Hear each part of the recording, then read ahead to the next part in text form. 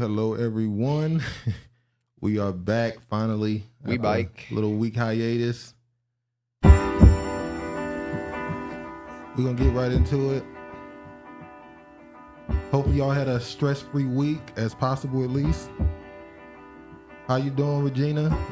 On Cole, Katie, how y'all doing?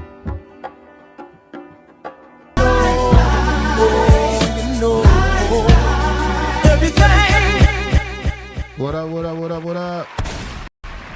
We bike. We back. Lost in the script. Episode what? 113. 113, untitled.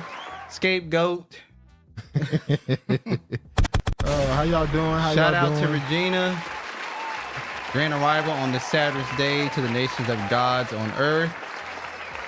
On code 24/7. Just look at my watch. I got time today. Regina never responded to on code 24/7. Hit the like button if you're reading this. Good luck. Hey family, hope all is well. Good luck. Mr. Man, there's only 52K blacks in Seattle. Oh yeah, it's very tiny. 160K blacks in Boston. You did your research. Yeah. You're not against the whites. Duke playlist titled Mood Music. This ain't my playlist. The jams is from Travis. Gula Geechee, Maroons, Seminoles, ADOS, Ben Israel Tribe, Washita. Good movie, yes, very good movie. What up, Shut up, bro? Brilliantly Fly, peace to the gods and goddesses. Beautiful day today. So what? Beautiful day today. Shantae, we do have Keith Sweat and Bobby Brown acapella later for you. How y'all been, man? Hopefully, like I said, hope you had a stress-free week as possible. Oh, you didn't get to hear Duke White Coffin voice, huh? What you mean? Oh yeah, I was down, man. I couldn't make it. Couldn't do it. Had to put his ass out with a horse tranquilizer. But now I'm back, full strength. And we're gonna go ahead and get Strength. Strength. I'm gonna get right back into it. Hold on. Okay, thank you. All right. We're gonna start with something like NBA Hall of Famer sends first installment. Damn, no they don't. Seattle had a restaurant called Coon Chicken Inn, LOL. Damn. I'm not surprised. The Kings. I'm not surprised at all about them having a Coon Chicken Inn. The Kings of mid voices. Oh, snap. Are you talking about Begging ass Keith and Begging ass Keith and Dancing Bobby. Drunk Bobby. On that shit, Bobby. NBA Hall of Famer sends first installment of $1 million pledge to Jackson State University. We talk a lot of shit about Charles Barkley, but he did what he said he was going to do. Because remember, didn't P.Diddy also promise $1 million to Jackson State? That was when Prime was there, though. That's when Deion Sanders was the coach, and all these celebrities was promising money to Jackson State. Because there was a prominent person there, that's why they were doing that? Maybe so. Because I ain't heard nothing about his million, but Charles Barkley. Well, damn, Diddy don't even like paying people, so I don't see how he could donate $1 million, but neither here nor there. Quick video I want to show right quick of an NBA player who was Dwight Howard. Yeah, NBA player Dwight Howard, who was he was training his son. This is on sports right quick. Boule helping Boule. That's one way to look at it. It's true. Maybe that's why he actually went through with it, because the promises he made was to his fellow Coven brothers. Frat brother. Same thing. I'm going to show you this quick video, and there's a lot of backlash that came to an athlete named Dwight Howard because he was training his son on a... I get Jerry Rice KFC vibes. What they call that? I forgot what they call this thing. Treadmill? It's not a treadmill. Oh, that's a like a walker. I don't know. His money is going to the swimming team. Shouldn't be going to the NBA. I love this clip. Basketball team. So in this clip, Dwight Howard is trying to push his son, motivate his son to push through his pain. But no pain, no gain. No pain, no gain. But a lot of backlash came his way for people saying that he was pushing his son too hard and all this other stuff. Even though when you look at any level of athlete, really any level of profession, you have to be pushed to what you can pass your endurance sometimes, to be honest with you. That's true. What up, Dre? What up, bruh? Dre Dreeky. But what's good, y'all? When you start talking about the highest level of athletics, entertainment, even corporate America, normally the people who perform the highest, especially in sports, had a father who was their main trainer. Well, people who perform in the corporate is just fucking cutthroat. Yeah, it requires you to be. That's another level. That's another conversation of corporate people. Fucking cutthroat. The Dwight over in Korea chasing Wilt number. Yeah, it just proves the NBA players are better than you think. He go over there averaging damn near triple double. But in this video, I'm gonna play the video. That's being a dad. These fruit booties don't know shit about that though. LOL. Let me just play the video. Come on. I can't. Come on. I can't. Come on. I can't do it. No, I can't. I can't. Come on. What do you want me to do? Don't worry about that. I want you to do it till I tell you to stop. What? Don't start. Let's go. Now, in this video, obviously he's pushing his son. The kid looks biracial. That's the first thing I said. I think he is. I think he is. Ain't no think he is. He's absolutely biracial. But when you look at the best athletes, whether it be whether it be boxing, basketball, football, normally their first trainer, the person who pushed them the hardest, was their father. You look at Floyd Mayweather, Roy Jones, all these guys. You look at the best boxers, the best athletes. Also, Mike Tyson. Huh? That's a no from Mike Tyson. Well, Mike Tyson had, we know. He had somebody else, but yeah. Remember Dwight was messing with with little girls. I remember that rumor that came out on him. I think it was a 16-year-old girl who he invited to a hotel room. But they all fucking pedos. But she said it was innocent. Maybe she just didn't know. Maybe she was naive. She said no. This was a event they hold for like a camp. And he invited us to the room, but it wasn't. She said. Oh, he tried to do a polite. Oh, shit. Oh, we didn't even get to that polite situation. Didn't he plead? He can't do it because he wants to be a girl. Mm-hmm. But there was another video. I don't know if y'all saw it or not. There was another video of a black father with his black son, and they was sitting in the ice. They were sitting in a tub full of ice.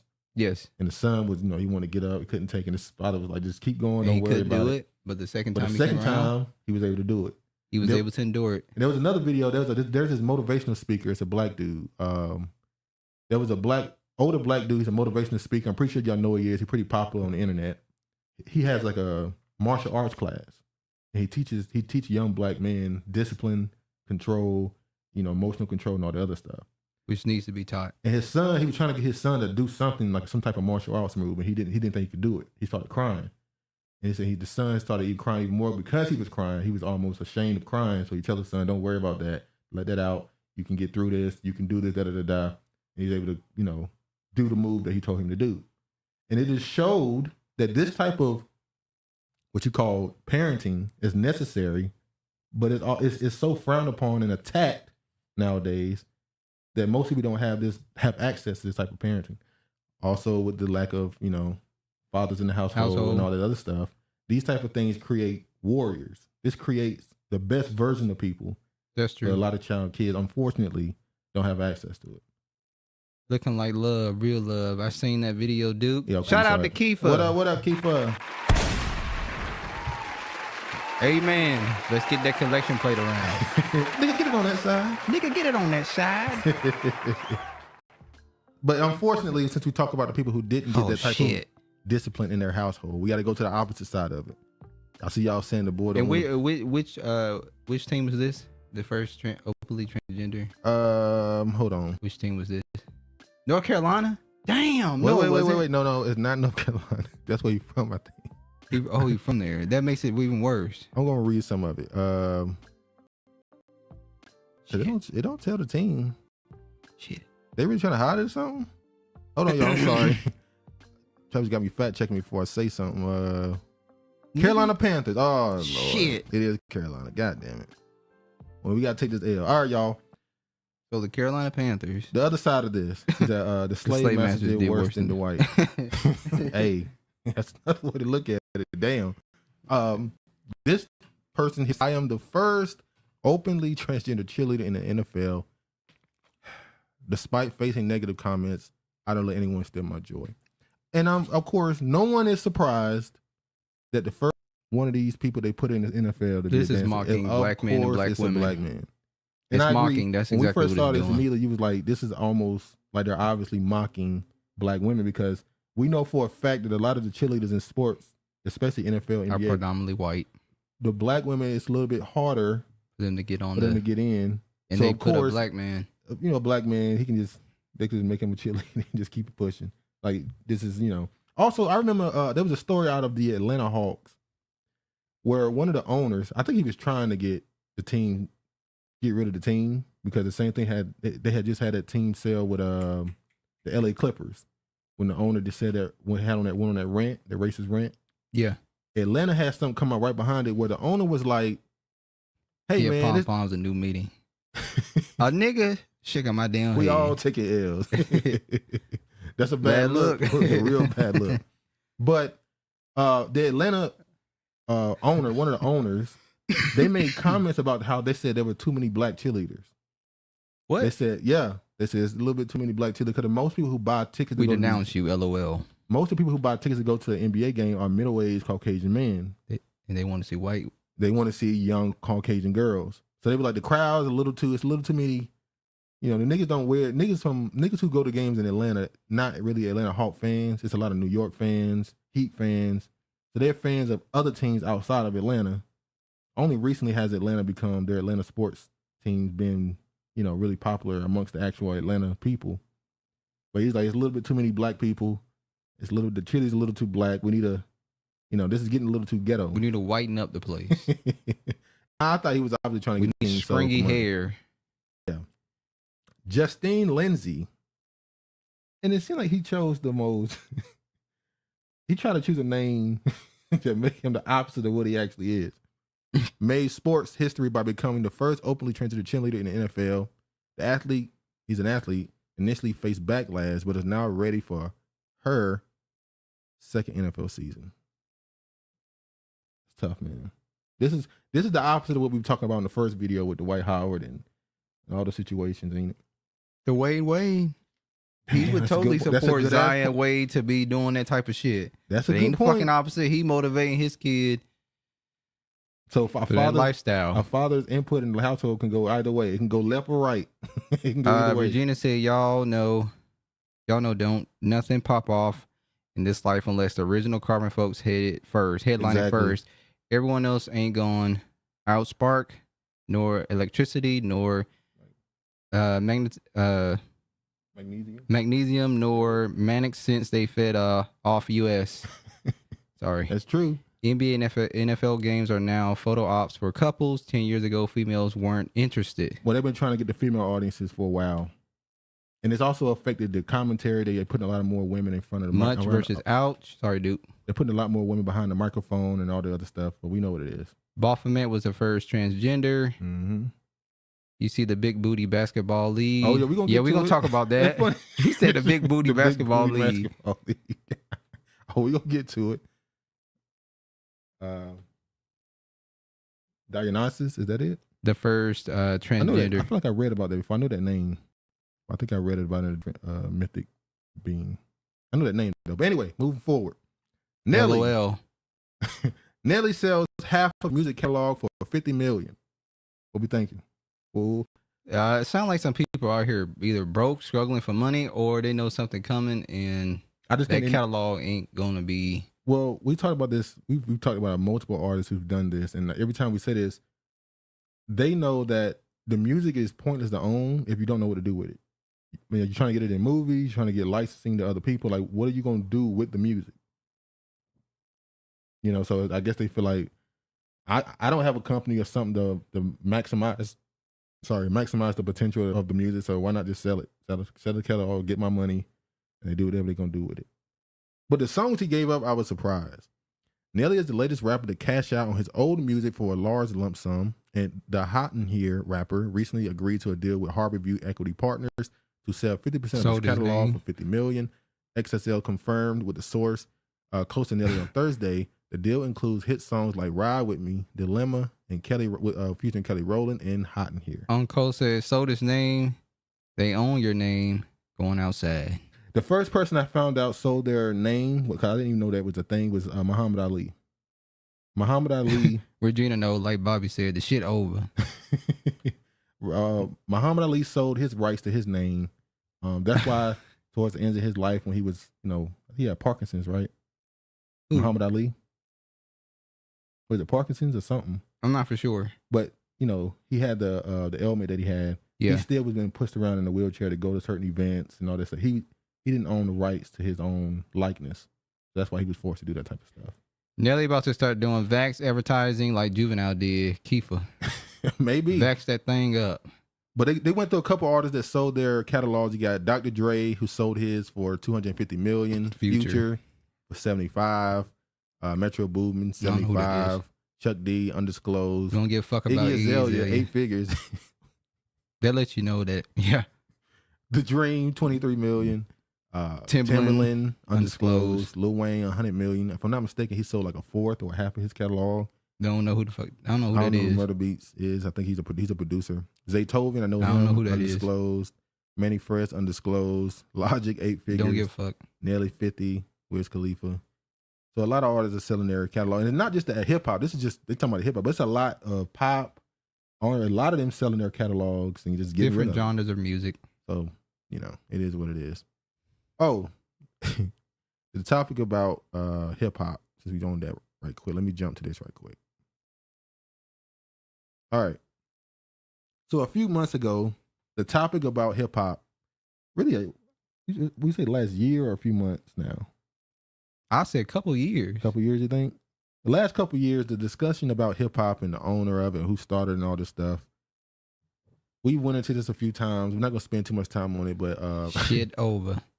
TV too. There's a YouTube channel by a Puerto Rican woman, and she went and caught herself doing research trying to prove that the Disco King Mario, the person who's really given the credit for starting DJ or DJing up in New York, which was the real start of what they call hip hop. They try to call him Puerto Rican, a Boricua, I think that's how you call it. So she was like, Boricua. So then his family came out and said, he ain't no damn Puerto Rican. We North Carolina, we Southern black, we country black. We ain't. So let me show this video. Hold on, Shirley said, didn't know that many brothers sold their name. It's sad. Oh Lord, the tethers. On cold. All right, let me play the video right quick. I can't hear the video. Okay. Oh, here you go. Okay. Niggerican. Niggerican. So this is the Boricua NYC. They kept calling him Puerto Rican. Rest in peace to Disco King Mario. Sadly that you're not here, and people just want to keep your name alive for clout and to try to steal a culture that they're not even part of New York City. Hold on. Regina says, speaking of Juvenile, I'm officially old because I felt dirty, like washing out my mouth with soap watching his Tiny Desk concert. Oh, come on now. You can't be dirty. I didn't really give a damn about watching that shit. You gotta back that thing up. That's classic music. That was classic Southern music. But yeah, immediately though, by the way, after his Tiny Desk, I forgot the girl's name. China Doll, is that her name? One of those female rappers. They came out and it sounded like you about to say one a little bit. I was not about to say. I don't call women that, Travis. Anyway, one of the young women rappers, they remixed his song. I Need a Project Chick. And I thought to myself, I wonder when they heard that song on the Tiny Desk, did they immediately just run to the studio and remix the song? All they do is covers now. They don't even do real songs no more. All the creativity. That was she from the Bad Girls Club. Not Doll, some doll. Okay. Whatever her name is. Let me finish playing this. And part of it from the beginning. And I'm glad I don't give up on my research, and I've been doing so much. And it's good to know that you're Boricua just like Roberto Clemente and Tito Trinidad. What? And I'm glad I don't give up on my research, and I've been doing so much. She And said. it's good to know that you're Boricua. What She he said I say? should have fast forward back to back that thing up. So what's that female rapper squirting? Our beef brisket juice on OnlyFans. I know who I is don't- that? I never heard. He's talking about what's her name? I don't have a Twitter or. girl got kissed by the dude. The girl that got kissed by the dude. Suki. Is that her name? Suki. Is that you talking about that Suki? The one from Florida. The one that she from Florida? She from Florida. The one that told everybody she was Nigerian, so niggas trying to throw her off on She them? is from Florida. Niggas trying to throw her off on the Nigerians. Like, I think Hey, if that's her ancestry, then we'll go along with it. Just like Roberto Clemente and Tito Trinidad. But Disco King Mario, black and Puerto Rican. What? Disco King Mario, black and Puerto Rican. Tex Hollywood, Puerto Rican. Yeah. But they look like you. yeah. North Carolina. Where's Danny Spanish from North Carolina? So was Mario Puerto Rican or half No, Puerto he's Rican? not. Not half Puerto Rican? Not half Puerto Rican. Listen, his mother just liked the name Mario, and that's where it came She from. wanna make empanadas. empanadas. Yeah, Sukiana. Sukiana. Yeah. Sukiana. Suki is trash. Suki. Hey, Suki man. Saksu. If we talk about hip hop, we got to talk about how these labels are clearly pushing the Little Kim. No, now we got to say at least Little Kim had rap skills somewhat. She could And that's deliver. the sad part. They're pushing a Cardi B prototype. Like at this Gutter point, it's snipe. it's hip hop is bad, right? It's in a bad Rags to riches story. Yeah, somebody. It was a young woman on social media. She put a. I thought you were gonna put that explained up. it in a good way. She said they're now doing the rags to riches thing where they're grabbing women from the most hood. The women The are Cardi B. Wait, the women don't even gotta be from those environments. They just act like they're from the Like most Sweetie. hood, ghetto, nasty places, Sweetie is not ghetto at all. and they just sell them. And Damn, on Code said female rappers are an embarrassment. All of them. Oh shit! That's They it. say his great grandfather or something. No. Well, No. don't compare to Little Kim. I'm not saying that they're as We can talented. compare to Little Kim Kiefer. She is Trinidadian. She's the one that started that nasty, raunchy, whole type Well, with rap culture. with the help of Biggie. True. He's a fucking tether too. Now I've heard people say that he actually has a Black American parent. Some niggas trying to It claim don't him. matter. Bet one of them are trans. Hey, we'll find out soon, I guess. Grandmother was just like, that's my mother's brother. My mother was like. So out of every family, it's a dark skin one. I can put it like that. Everybody be like. We got different colors. We got Damn right. Got some that look Indian, some We that don't, look. yeah, but we are not Spanish. Right. Let's clear it up. Damn right. You said what? I remember I first heard about Sukiana talk about how she sold her soul.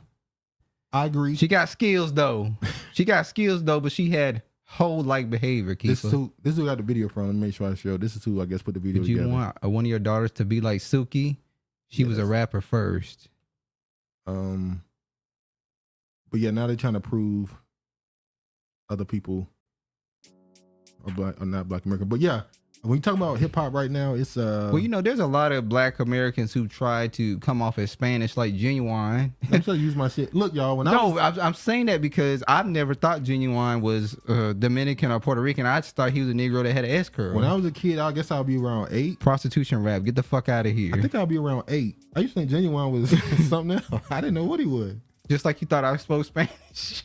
Yeah, Travis, let me tell you what Travis used to do. So I'm like 7 maybe. Travis come up from school, say he in Spanish class. So he'll start speaking gibberish. I'm walking to my mom and say, Travis speaks Spanish. She said, when? Weird, like that woman. Yeah, when? So that's what I got better though. Travis used to lie to me and tell me he speaks Spanish. It's just lies. All right. Let's move on. Traumatized your whole childhood. Yeah, I'm thinking my brother speaks I Spanish. let my 5-year-old listen to Stuck in a Tree. Stuck in a tree. I don't know what you mean, but what's that? I let my 5-year-old listen to Stuck in a Tree. What's Stuck in a Tree? I don't know. There's some Maryland stuff. Oh, shit. All right. Speaking of controversy in music, singer Jill Scott's controversial national anthem version. You talking about that? You talking about Gorilla? Talking about Glorilla? They like Glorilla. I don't know, man. Glorilla look like what's that woman name from Steve Harvey show? Her name was Gina. I forgot. Yeah, I know you're talking about. Yeah. She kind of looked like her. Yeah. Brilliantly flawed. Singer Jill Scott's controversial national anthem version should not be so proudly. I could see Genuine being Dominican or Puerto Rican. Yeah, that's what I thought when I was a kid. He don't look Puerto Rican or like, Dominican. to me, he looked like the dude from Undercover. What's his Undercover? What's it called? I know you're talking about the the Puerto New York Rican show. cop from Undercover. He's a Puerto Rican cop. No, he don't. To me, he did. Google. He chill. Oh, another rapper. Okay. All right. I was talking about Glorilla. About to say, yeah, man. Brilliantly flawed said Google her. She chill. Stuck in a tree. All right, I'm gonna play this song. But I'm gonna play, what's that? Jill Scott sang. Panamanian. Jill Scott sang the national anthem. I'm sure it's dramatic the way she sang it. No. She changed the word. Gorilla sounds chill on rocks. Damn, Kiefer. Her voice isn't deep, but that kind of That's a style Memphis. where women rap in a deeper voice. I guess that was to get the male audience. I don't know My voice is a little deep too. Huh? Anyone looks greasy. Damn. Grease. Well, that's Italian. Oh, you talking about grease ball? Yeah. Ain't it a slur? All right, let me play this. Hold on. All right,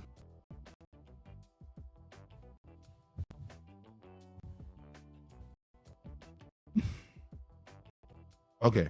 I can't hear shit. I don't have it on right now. Oh. All right, it should be good now. When it No loads. song. Hold on, y'all. I'm sorry. Jesus. He's sorry. Jeez. Let me click this. She do. All right. Uncle.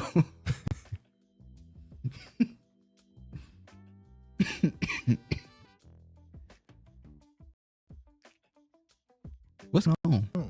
Okay, I'm good. Can you see? It's dramatic. It's dramatic. You see. By the blood in the street. Jill's song sound lazy. Sounded lazy. That this place. Be sure to listen to the lyrics. She changed the lyrics. Oh no, I'm listening to the lyrics. Somehow.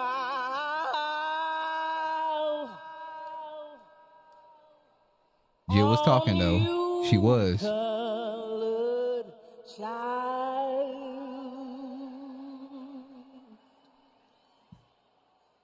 Jill was talking though. Blood built this land. She sounds high, drunk. Lord. Glow might be trained. Low might be trans. Might. Oh, Might. But you'll die in this place. Where was this at again? This was at the Essence Festival concert, I guess. It was at the Essence Festival. Well, it was technically our own space, so It's she's supposed to allowed be. to reassemble the song if she wants to. Yeah, she sang this at the Essence Fest, yeah. Where did she sing this? Her and Keith Sweat had drinks before she sang. Well, you know he got a lazy ass, dragon ass voice, so that's what she mimicked that shit. And your memory. Or Jill has something stuck in the throat. Damn. She's singing at the grand opening of the Turkey Leg, but Turkey I can leg. see but- Glow Oh, Turkey Leg being Hut. the trans. Turkey Damn, Leg Hut. Kiefer. In that Turkey Leg Hut in Texas. Yeah, is it Houston or Dallas? One of those. One of those. I could see Glow being I wonder if trans. they ever got that Cisco bill paid off. Why you assuming they actually owe money? Because the Cisco said they did. Anyway, move on. Cisco don't play. Oh, say, does this truth hold any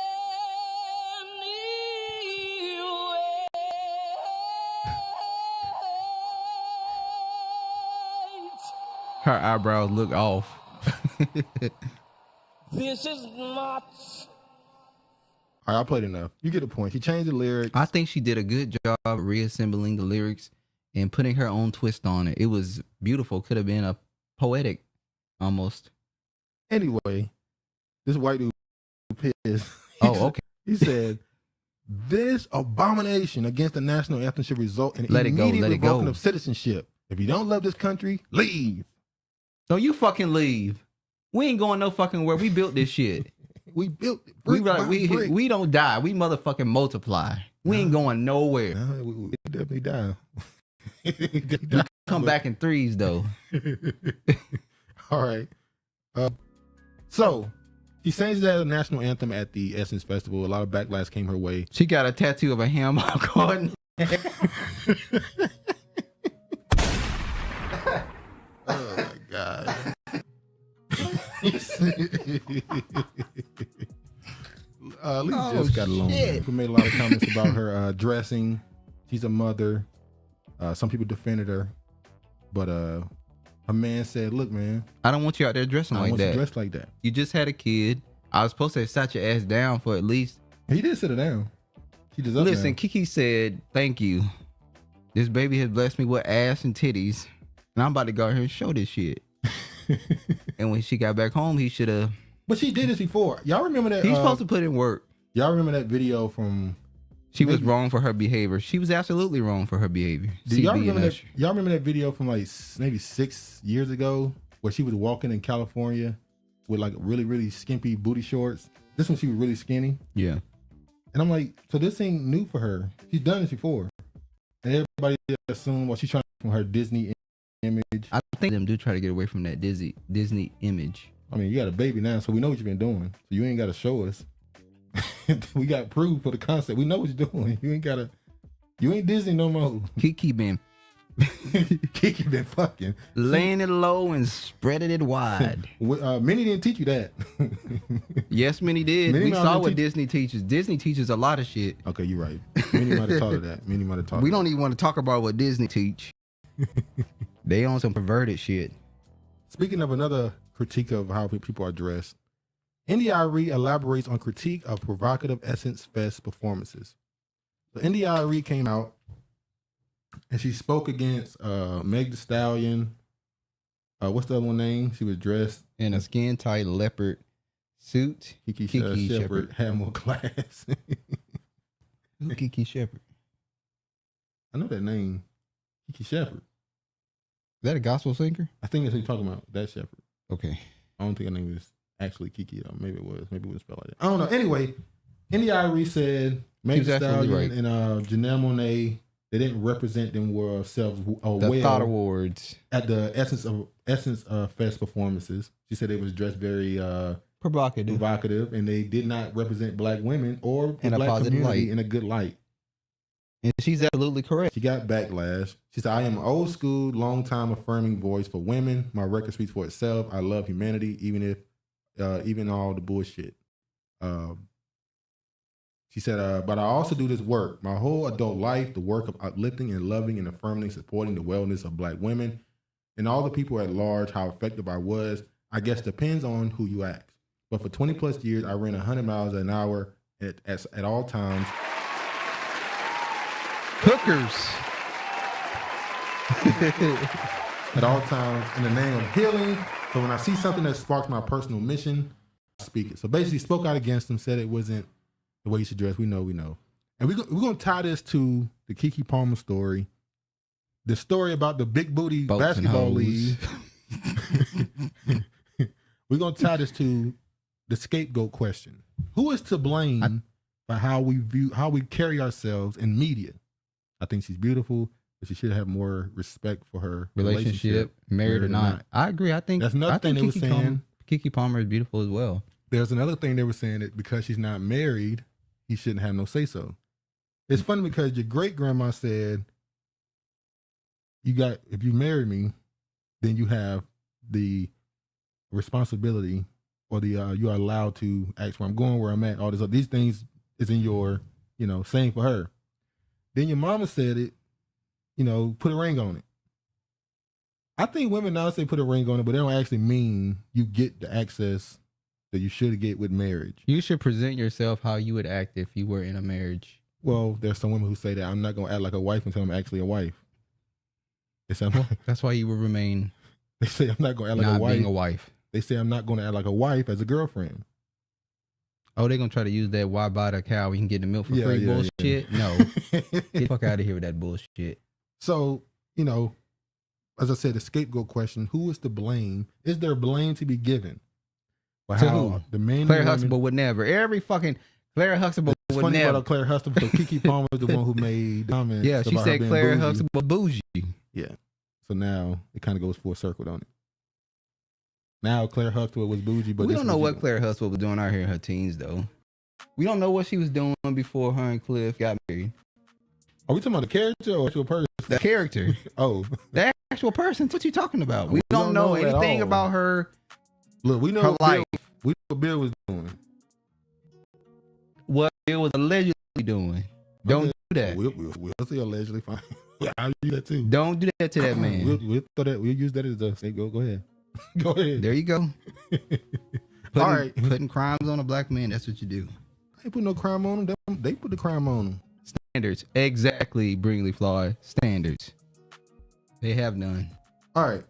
So this is the league that Mystery Man was speaking of earlier. He said big booty, what? Big booty basketball league. Big booty or big bodies? Aunt Viv would never either.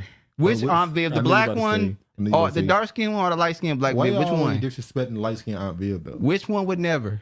What light skinned Aunt Viv do to make her a bad? But she's not a bad. She wasn't a bad aunt. Which Aunt Viv are you talking about, Shantae? Anyway, let's play the video. Hold on.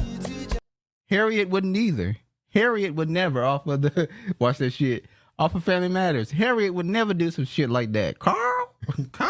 The black Aunt Viv. Oh, the black one. Okay. So this is the new basketball league. Apparently, they're trying to start. Now, with that came obviously you had people saying, you know, a lot of dudes saying, "Oh, this looks amazing." I'm gonna watch this. Who But you also had she certain throwing up? Kiefer. Kiefer, who you You said it looked nasty. who you throwing up over? The big booty basketball league? All right, so let's see what this woman had to say. This woman's name is Dr. Suzanne Varlin. This is actually exercise though. It is. Now she is Jamaican. This woman here, and these are the comments she had about. And I'm tying this to Keke Palmer.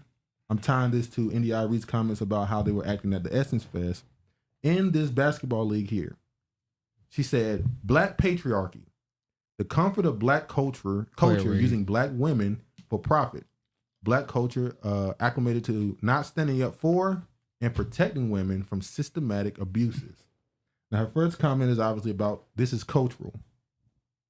Black patriarchy, which means black men, have allowed and almost helped with the for-profit of black women, sexualizing them and all this other stuff.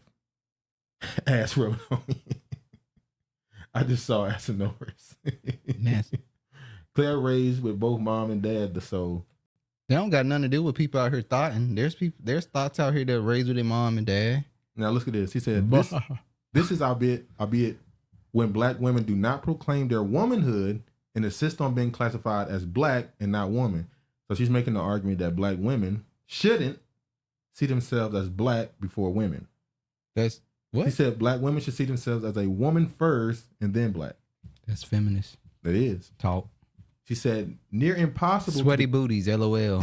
Near impossible to declare a feminist position against violence and exploitation inside the race. So she's saying you can't get women, you can't get the things affecting women done within the black race, within your blackness.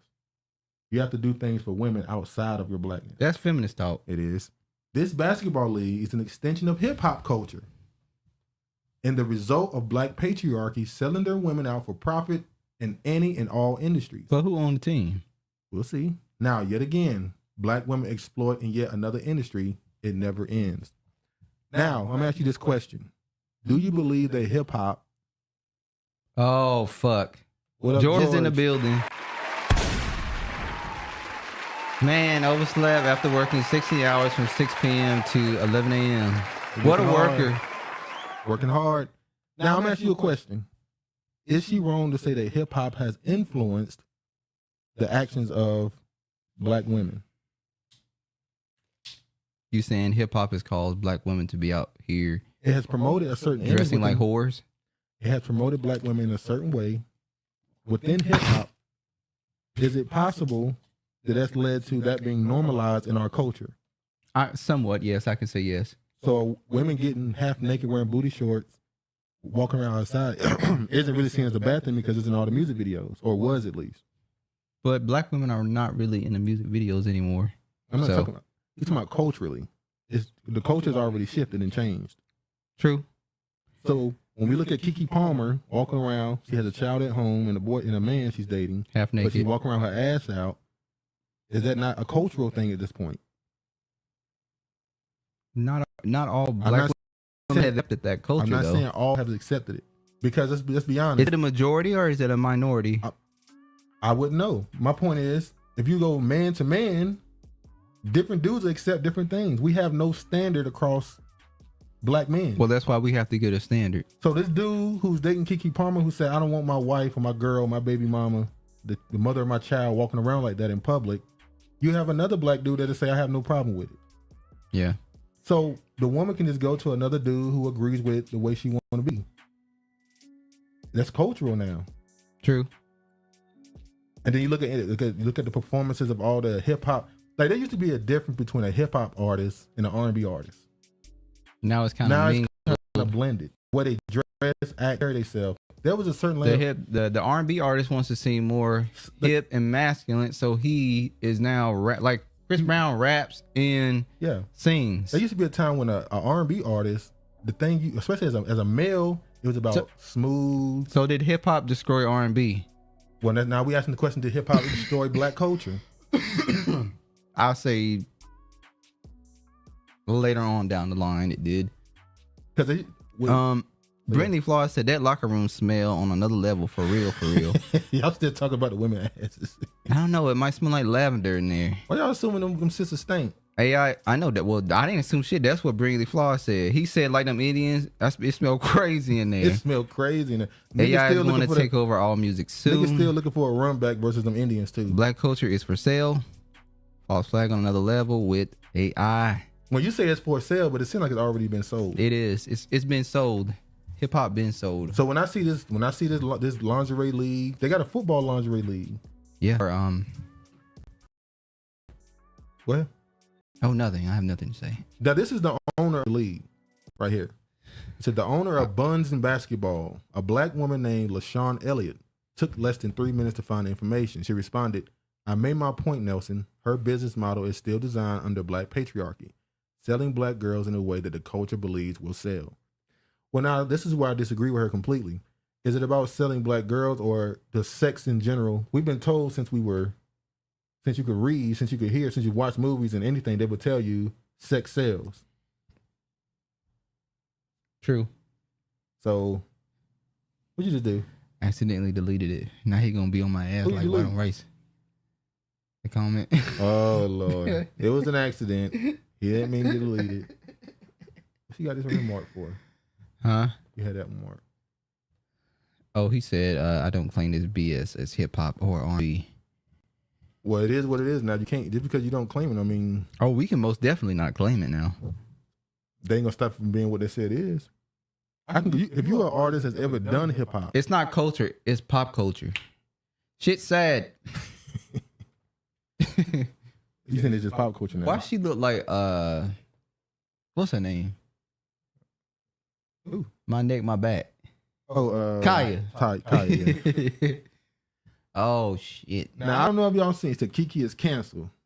Oh Lord, You Travis. gonna cancel Keke? Keke canceled. I don't think you cancel her. 'Cause they were defending her like crazy. Now What she did was inappropriate. She just never had ass and titties before, Uncle. She didn't know what to do with it. All right. Next topic. There's a podcast I'm sure y'all probably heard of called Fresh and Fit, where they bring random women on and they discuss. Shock jock. Yeah, they shock jock, very shock jockey. They talk about relationships, some level of race, not really race, but now they're starting to delve into politics and stuff. Now, I'm sure you know this guy here in the middle named Nick. I can't say his last name for nothing. The Spanish, what is he, Spanish? Hispanic? Who? The dude in the middle, Nick. He look white to me. But he's labeled himself, is it like a plantation man? This picture look bad. Considering how we know who he is, this picture look crazy. Brindley Flaw said he looked like a plantation master. That's Mystery Man. Sorry, Mystery Man. Yeah. This picture look bad. They praised Lizzo the hippo. Here you go. So this guy here, Nick, he's a self-proclaimed white nationalist, white supremacist, whatever you want to call him. He was invited on Fresh and Fit, who was ran by a East African dude and a Haitian, I think. One's a tether. One. East Africans, I don't consider them tethers. But the point of the matter is one is East African, one is like Haitian. And they've been doing a lot of shock jockey stuff, the way they speak about black Americans and stuff. So they invited this dude on the show with a bunch of so-called black women. And this looks bad, man. This looks terrible. Because during the Keke is on PR campaign. Yeah, she's selling t-shirts. She a lot of stuff going on with her. Now I want to show the video that came out of this because they. Yeah, he brought up that the dude said that Alton Sterling should have complied. Yeah. Well, he's Afro Panamanian, I believe. He's not Black American. He's a tether. What are you talking about? Keke baby daddy. Oh. Yeah, you remember? He said that. Yeah. Yeah. He put a video about Alton Sterling, said that he should have complied. Yeah. So once niggas found that tweet, he didn't really have no support. Anyway, it was just like, we don't care what you say. Yeah. But back to this. Not only did they, at some point they had to have known or found out who he is. They went on to do this. What, bro? You can say it. I say it. Come on, man. I want you to say it. For real. Yeah, what you got? You want me to say it? Yes. Is anyone going to hit me if I say it? No. Let's go. 2 hours. Come on, Nick. What you got?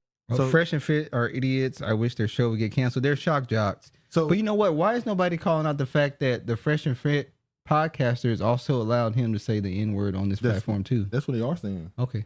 They're saying, because you got some people, and I don't agree with this part, I'm sorry, saying that the girls were set up. It's like, I don't think it's a coincidence that he invited all black women on the podcast, then have this racist white dude on there. I don't think that's a coincidence. And only one black girl was shaking her head saying no. Well, I had to be honest. They went out and found, niggas, they found out who all these women were, and a lot of them were not black American. Shows like that challenge my patience and intellect. So they convinced this dude to say the N-word. They wanted him to sit in front of them. So they got a lot of bad press from this. People were calling them all type of coons and that's what it was. They was on their ass. Because after they found out his political beliefs and all this other stuff, they still was taking pictures with him, laughing with him. But one girl went out real bad when she kissed him on the cheek in a picture. They were really on her ass. Fresh and Fit represents cultural programming.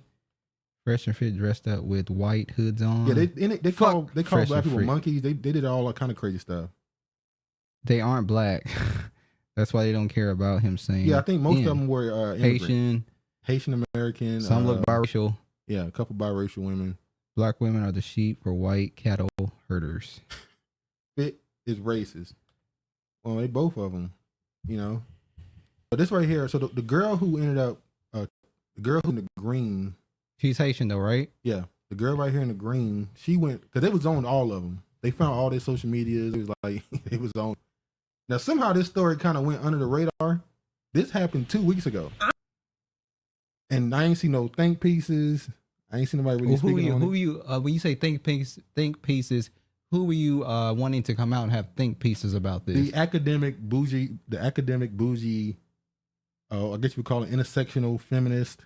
So you wanted black women to come out and discuss this? That ain't just women. Oh, okay. There's black dudes that's that. Okay. But there's no commentary on any of this. But anyway, she went live and she. Well, we're doing commentary on it now. Yeah, so. We are. That's what we're doing. They went live. She went live and defended herself, and she called herself taking responsibility because she said she is a how did she say it? Let me see how they wrote it. It's a Haitian tether. This is Umar FBA. Didn't say shit. This is FBAJ. He said he didn't. I'll be honest. This thing, but I will say Dr. Umar Johnson typically responds to stuff that goes viral. He's booked. He's busy. This didn't go viral, really. But there was only people who know Fresh and Fit that saw this. He don't watch Fresh and Fit. Nick went to Boston College.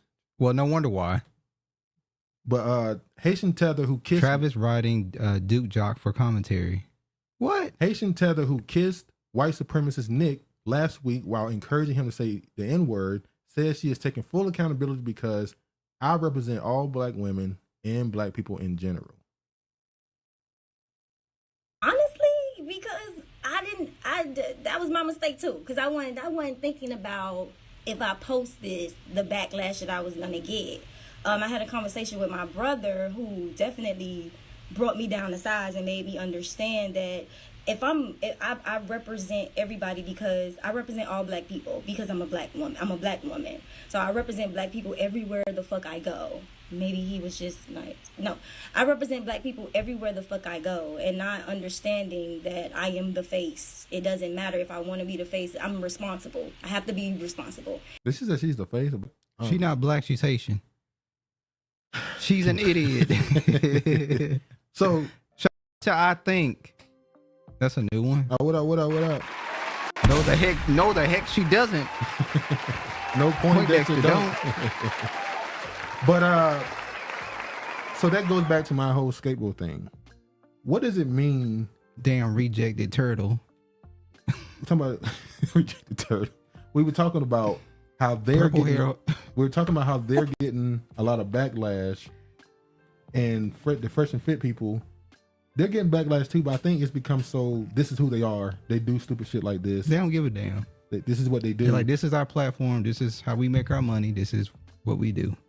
But a lot of these platforms that, and I would say they've never been considered a platform. Never. But a lot of these platforms that do have black people on them, a lot of the things they're doing, they're trying to switch to this alt-right, the Kanye West strategy. You know, go to the sensibilities of the young white male who feels downtrodden and feels like he's been done wrong and attacked. Let's boost his ego a little bit. Let's include him into our discussion so that he'll be comfortable to come around here and give us his money, donate. He'll give us his viewership, all type of stuff. Look what's happening with Ice Cube. All Ice Cube said was, hey man, maybe we should think about actually getting something from the Democratic Party. The Democratic Party, or at least the people on social media, the sycophants, the ones that's attacking them, have now you got the right wing acting like he's right wing. And he's tweeting, I'm not right wing, and they're still saying it doesn't matter. They're against it, and you're on our side. So the right wings are looking for anybody that would just say something they agree with them, especially if they black. Yeah, what is it? I think said, hello. I love to be on your guys' podcast to talk about the medical racism and discrimination in the black community. It's funny, we got two topics to talk about that too. We go live is it next week or the week after on StreamYard? Probably the week after. So the last Saturday in the month, we'll go live on StreamYard if you want to come up and talk. Yeah. Been there, did that to Skeety. Go ahead. A lack of masculine leadership brings this on. She up here now apologizing while she should have stayed home to begin with. Embarrassing. But it's also people also want a platform, and that Fresh and Fit is a big platform, so they just want to be on there. Ice Cube's on the side of whoever pays reparations. That's what he said, at least. Shout out to Craig Council. Haven't seen you in a while.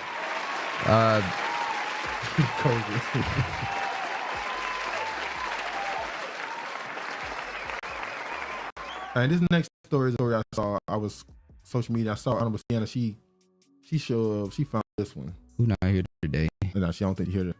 Hope she watched on the replay. Shout out. Now it says Black Americans lead the way in spiritual vitality. Church attendance, state and Bible report. Black Christians are more likely to say they are engaged to the scripture with scripture than all other Christians, as new data shows that African Americans are more likely than all other culture demographics. Sorry, hold on. No thanks. Attend church monthly. I want to show one particular. It's in a statement coinciding with the release of the new data. ABC Chief Ministry Insights and Innovation Officer John noted that the research found a strong example of spiritual health and community ministry in the Black church. In fact, Black Americans lead the way in nearly every measure of holistic spiritual health. This is new. You said what? This is new. Black people are very spiritual people. That's not the point I'm reading this for. Okay. Now we just talked about the other cultural aspects. So how is it we have all this other stuff going on, especially when it comes to relationships and who's in the leadership and the scapegoating of this blame game. But on the other hand, we also go to church the most. We also follow the Bible the most. How is that possible? I feel like Black people are full of a lot of what's the word I used earlier? Extreme. Black culture is very hyperbolic, extreme views. So you're either a church going at least once a month, follow the Bible, or you're just free will, do what you want type. Well, you're not supposed to play with God. He don't want you lukewarm. Either you're gonna be out here doing evil, or you're gonna be out here doing good. Black people don't play with God. Either I'm gonna be wicked, or I'm gonna go over here and do what I'm supposed to do. You're not supposed to be lukewarm. Are you surprised by these numbers? It's better to have known him. It's better to not have known him than to know him. So once you come into the knowledge and you know what's going on, there's no excuses. Yeah. I just said ignorance is bliss. But are you surprised by these numbers? It says Black Americans are 44% more likely than any other Americans to attend church at least monthly, and 59% more likely than other Americans to be scripture engaged. I'm not surprised by the numbers. I think I'm in Detroit. Many of our churches are closed. The people who wrote these stats are not correct. That's what I was about to say. Because they only did this study on about 2,000 people. Well, in North Carolina, I'll say we have a church on every block. In just our little neighborhood, there was 4 churches. There was more than 4. I'm saying like in that little, now I'm not talking about the city, I'm talking about the neighborhood. It was 4 churches. You know what they say? It's always church, liquor store, church, little store, gun store, church, liquor store. So true. It wasn't a liquor store. The church was across from a convenience store. There's a church by a high school. I mean, there's a damn liquor store by a high school. It's on a main road though. Yeah, okay. Defend it out. So yeah, okay. All right. White Georgia woman is fired from therapist job over viral TikTok for her harassing Black fisherman who was permitted to be there as his father is a homeowner in a gated community. Feel good tax-free ceremonies. Video shows the angler claimed that this area is his neighborhood. So a Black dude was fishing. He had a couple white people come up and ask him, "You can't fish here if you don't live here." I live. Then a woman came up. He recorded her. She ended up calling the police on church, liquor stores, and weed dispensaries. Oh yeah, weed. Yeah, the weed here now. The weed now. There go George using me for commentary. Hello. Good, how are you? You guys present here? Are we bothering anyone? I just have to don't touch. Hold on, are we lagging? Nobody said nothing. I don't know if we buffering or not. Oh, they'll let you know. I think yeah, all right. Sorry? All right, well, this lake is supposedly for residents only.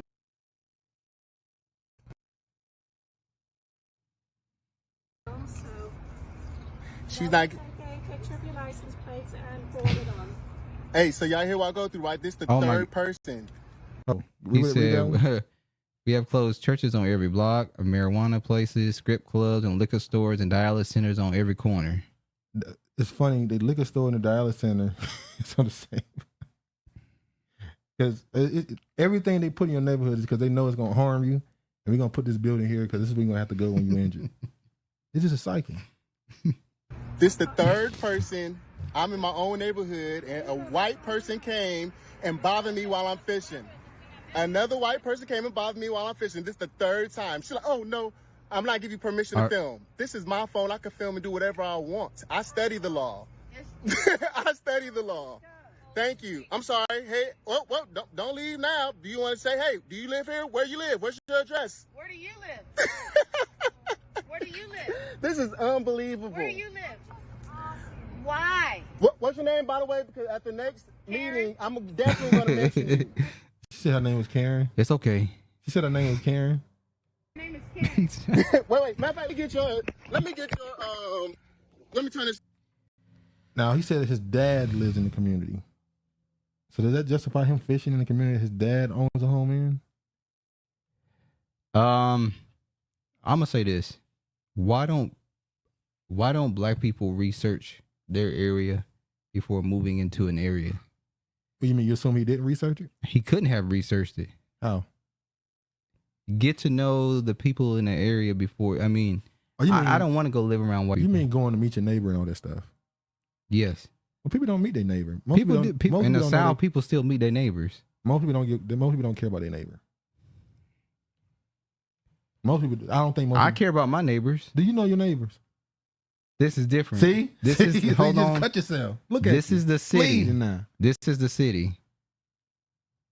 It's a city different. This is a liberal city that we live in. So that mean It's very diverse. It's all sorts of different neighbors. It's not just a white area that I live in. But liberal mean you should definitely know your neighbors, right? Or is that a conservative thing? I would say that's more of a conservative thing. Okay. So you think she's justified in checking him about fishing? Go meet your white neighbors and get shot. That's not what I'm saying. I'm saying you should do research on the neighborhood that you live in before You think you should live people? just like that black girl that lived in Charlotte Oh yeah. and went to the outskirts of Charlotte where it was a predominantly white area and they started terrorizing her ass. Yeah. Why can't you Just stay look at the area that you want to move into or moving and settling in there? That's not. What percentage? Is that crazy? What percentage of the neighborhood or the city be before you decide to move in there? What percentage should the black population be? The mystery would brought up only 52,000 I said black people. all of this was our area. We are not slaves. We are prisoners of war. Our land was taken, sold off, and resold. Okay. So should be naive. I'm not saying that. I'm saying asking you what.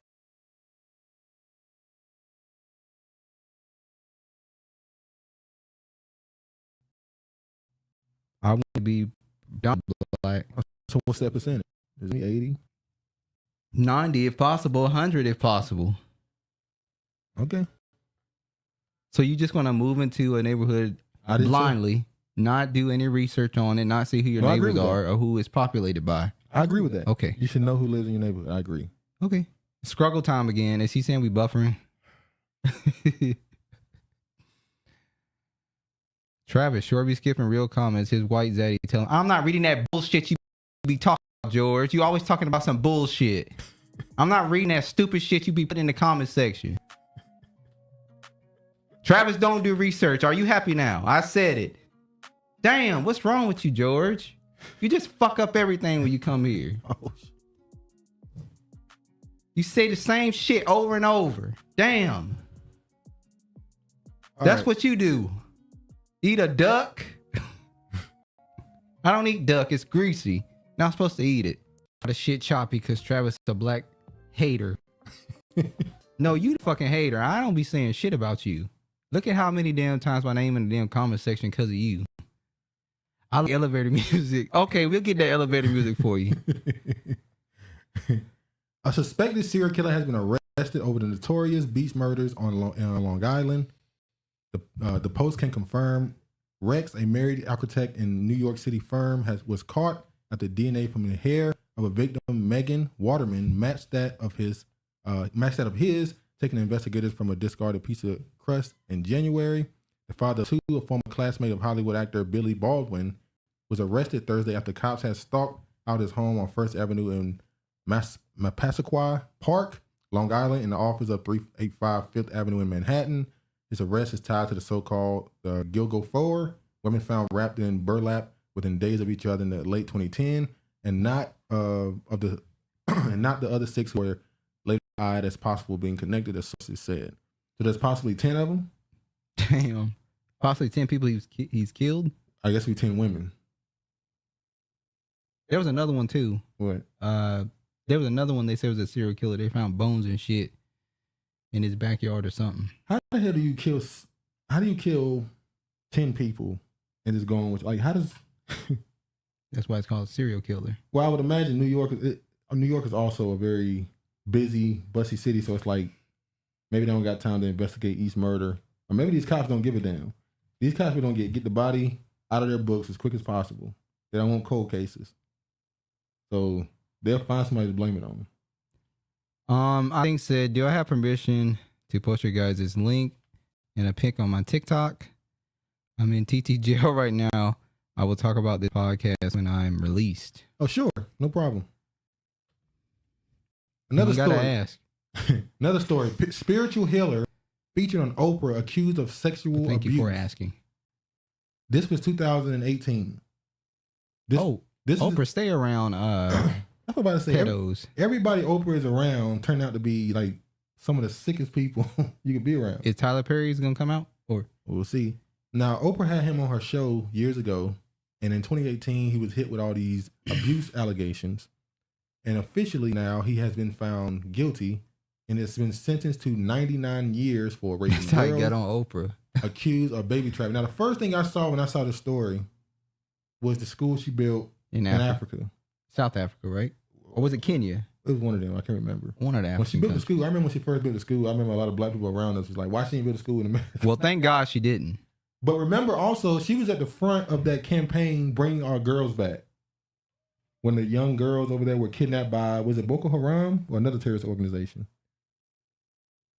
You hear me? I think it was Boko Haram, I'm not for sure. So one of these organizations kidnapped a whole bunch of young girls, and Oprah was at the front line, bring our girls back home. Now I'm wondering, because Was she involved? Yeah, they're a little terrorist organization that probably was hired to do this. Maybe for international attention, maybe because of some trafficking reasons. I don't know. So I'm not surprised. When you start talking about it, I'm looking at Oprah the same way I look at the Clintons at this point. You should be looking at Oprah, the Clintons, the Obamas, the Bushes. Remember when all the same. Remember when Seal, when he came at Oprah, when he said she knew about Weinstein. She knew, like he went in. That was towards the end of Oprah's run where you couldn't say anything about her. That's when people started really going at her. Musical chairs. That's when people started going at her, willingly saying stuff publicly against her because she was too powerful before. Yeah, her. I think you think Monique put a little bit of do a little bit of You think it was Oprah? You think it was Monique? I don't think it was Monique. What made her fire go out a little bit? It's just because she was not on TV every day and not in the public so much. So maybe that has something to do with it. And maybe it was Monique and other people coming out saying stuff about her willingly. So who knows? He did like child hurting Oprah thing. Yeah. How many of these people gonna come out their Oprah support to be monsters? And she go unscathed, like mine going by her day, like nobody paying this to her, nobody ties this to her. they're not gonna tie it to her. But okay. High level. All right, police accuse him of stealing food. Then an officer shot him dead, saying he went for the gun. A 37-year-old man shot by police in New Rochelle. How you say that? I know how to say it. Is that I don't want to say Rothschild. It's Rochelle. Yeah, Rochelle. New York, on July 3rd, has died. And New York Attorney General Letitia James' office said Tuesday it will begin a formal investigation into the shooting. Jarrell Garris has been on life support and died Monday evening. His family issued a statement expressing great sorrow and pushing authorities for answers. We are committed to getting justice for Jarrell and submit that if the city of New York, New Rochelle, is sincere about its commitment to transparency and is not just a veneer, all videos of Jarrell's execution should be released immediately. That a statement provided by Attorney William Wagstaff. We ask for prayers and peace as we prepare for to memorialize him. Another one. How many, at this point, you would think police would be cautious? Their image is such in the dirt. You would think they would care somewhat, take more precautions maybe before firing their weapon. But every week it's the same thing. Another one. I was afraid for my life. A New Rochelle native was back in the area to pick up his son and take him back to the summer to Greensboro, North Carolina, where he moved several months ago when police accused him of stealing food from a grocery store and shot him after a scuffle on July 3rd. Police said he had gone for one of the officers' guns. Gary's family, now hold on. So you want me to believe a dude was stealing food? So there's a level of desperation there, right? He went from stealing food to trying to grab an officer's gun. He was going to pick up his son, apparently. He had already moved and left the state. Why would he want to? What he gonna do? Why would he want to shoot a cop at that point? Did you find drugs on him, weaponry on him? Did he have a warrant for some heinous crime? What would make me think that a man who are you accused of stealing food would go and want to shoot a cop? I don't know. It don't make sense to me. It just makes no sense. But that's the stories that, you know, they make up. Law enforcement opposes rules banning cops from being involved in extremist groups. Policing industry, religious rights groups. How they gonna know whether or not people are in extremist? They're already in extremist groups right now. Which is why they're against. The cops are against it because they're saying that language is too vague. NW had a song about police. I was a huge fan of. But police industry, religious rights groups said the rules are too vague and would invite lawsuits. Now, based off your point, you said, how would they know that they're a part of an extremist group? Well, some of them have tattoos. They're in gangs. We know the profile was released about the LAPD, how there's literal gang members in the police force.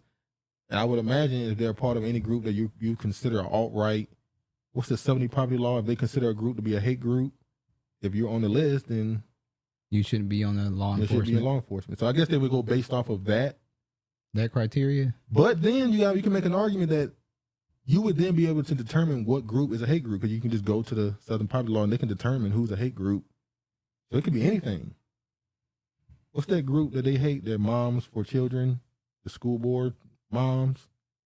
You're trying to stop them from putting certain curriculum in the schools. You know what I'm talking about, don't you? The bunch of the white mothers who are going to the school meetings. They label them a... No, I'm saying they could label them a hate group. Oh, okay. So now if you're a father who are part of that, if you are a police officer who's a part of that group, so this is why the cops are against this. It's too vague. Go ahead. He wouldn't want to. They feed us anything and think we're stupid enough to go for it. Biggest gang in the U.S. All white motorcycle clubs in black neighborhoods. I've seen that. Yeah, Moms of Liberty. Moms of Liberty, that's it. Sisters of the Confederacy. Glad she got fired. I think you're talking about the white woman, the therapist woman who was talking to the black dude about fishing. You think she's lost her job? Who'd she lose her job? The white woman, the therapist. The dude who was fishing? For asking him if he lived in the neighborhood? I don't know. I mean, should black people do that more? Ask, do you live in a neighborhood? Would it be a safer neighborhood if we did community watch and ask if we see people we never saw before? Hey, how are you? Well, did you just move in? There is a such thing as walking while white. If you see a white person walking through a black neighborhood, they probably a drug addict looking for drugs. Is it a bad thing to ask somebody, hey, how are you? Did you just move into the neighborhood? How are things going? No, get to know your neighbors. Huh? Let's get to know your neighbors. It's a good thing. So it's a way you should go about it instead of just being like, what are you doing here? Exactly. You know, you're not okay. So I agree with that. It's a way you should go without it, without being disrespectful or feel like I'm being interrogated. That's probably the bigger part. I'm not being interrogated. The law enforcement lobby showed up Tuesday to oppose new rules proposed by the state's police licensing board, including banning law enforcement officers from being involved in hate, extremist, or white supremacist groups because they said the wording was too vague. That seems very, as a matter of fact, I mean, I don't know what's, what do you think? You think this is pointless? It's not gonna really, this is in, it's pointless. This is in Minnesota, I think. You think it's pointless? There's been so many victims in Minnesota. What you mean? There's been so many victims in Minnesota. People have been killed by the police in Minnesota. Black men in particular. So you don't think it's going to benefit at all? I don't think it's going to do shit. Well, they trying. They're not trying. They ain't trying to do shit. It's a thought that count, right? Did y'all hear about the teacher in Tennessee who put her husband essence in brownies and gave it to her students? Look it up. Oh, yeah. We know the white woman. Must be white. No. Remember the story? When he say essence, he mean his semen? Remember the teacher that put it in the kids' brownies? Yeah, and he got 100 years, I think, or life, and she got, I forgot how much time she got. I think like 40 years, 50 years. They always get less. Accessory to the crime supposed to get equal. Yeah. Or close to the same amount of time. But they try to paint it as he's the one who came up with the plan. She was kind of going along with it. I don't give a damn if he came up with a plan or not. She was the one that actually took it and gave it to the students, which is worse. This shit was nasty. Like, if I'm a parent, I'm not even calling the cops. No, it's pow. Yeah, ain't no punching. Drop the ball, baby. we not punching at that point. She about to go real Yeah, left. she was. That's not George. That's Travis messed that up. when he gave Regina cookies, that's some fucked up shit to say. That's messed up, George. Like, that's not funny. That's messed up. See, this is what he just go too damn far. Stay calm, brother. Just go too far. All right. Outspoken detective who apartment found dead in driveway. I second that dude. This was when the police, when the Tyrese Nichols situation happened. This is one of the former detectives, retired detectives, who came out and spoke against him. He was adamantly against him. He was found dead in his driveway. Now I've seen some said that he was beaten to death, but they just said they haven't found out how he died. But a dude from Memphis said they think he was beaten to death in his own yard. Now it's possible. Allegedly, could have been police officers that did this and possibly left him in his own yard as a warning. Now I don't know how true that is, but some people are already jumping on that, because he did speak against the cops. You think that's a possibility, or you think it's something more? I'm waiting for details to fold in the story before I give an opinion on it. Now he is a part of a sorority, for fraternity. Fraternity. Sorority, yeah. He's a part of fraternity. I forgot what it's called. I don't think. I think the dudes that were part of the Tyrese Nichols, the police that were part of the Tyrese Nichols situation, they were also a part of fraternities. Yeah. Frat boys. So I mean,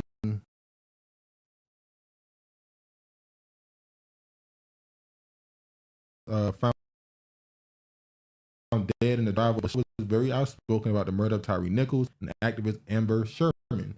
Now, aspect regarding his death, retired Memphis police officer Mark LeSure, who was outspoken to MPD after the murder of Tyrese Nichols in national media outlets, was allegedly found murdered in his front yard this morning.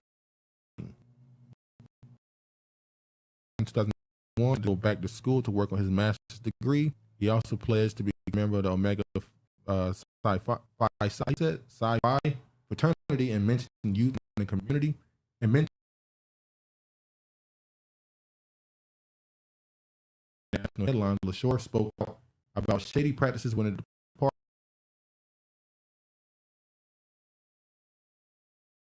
concerning to him. Rookies were getting put on specialized units who had no business. He also in the Scorpion unit, which all five are on. That was after he retired. The community leader claimed he was told the unit has zero tolerance policy on crime, and the officers could do what they can to arrest.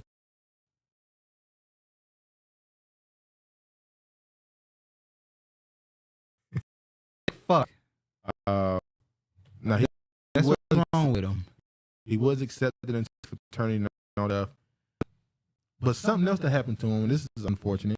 Oh, shout out, I think, for what she said. Thank you all so much for hosting this podcast. I'm sending you all so much love. I appreciate that. Really appreciate that. Positivity.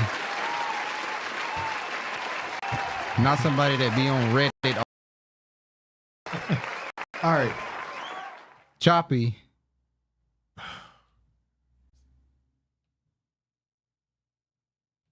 Did y'all know that most of the fraternities have old men in them that can lift a that can't lift a grape? Oh man. I think we're good now. We good?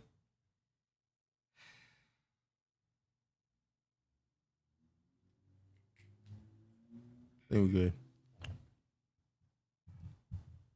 All right. Woman charged with robbing retired MPD officer, Which was messed up. as he was lying dead in his driveway. So, died of a retired police officer. She found him, transferred $1,500 to herself off his phone, and spent it on shoes, hair, and nails. That's how much we care about one another. I see a dead man in a car.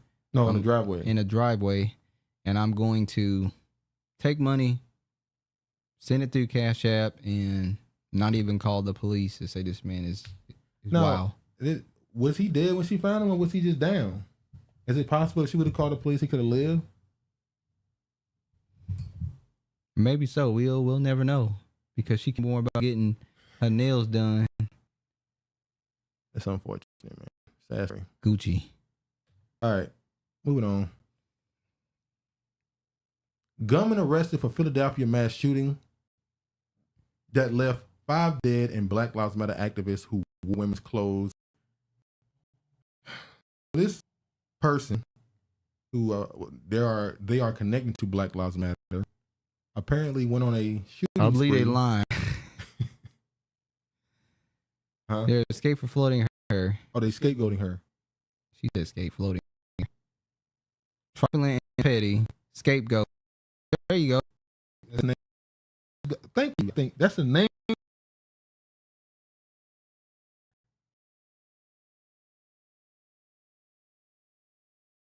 It's right that Yeah, what she did. We know glance over part of it.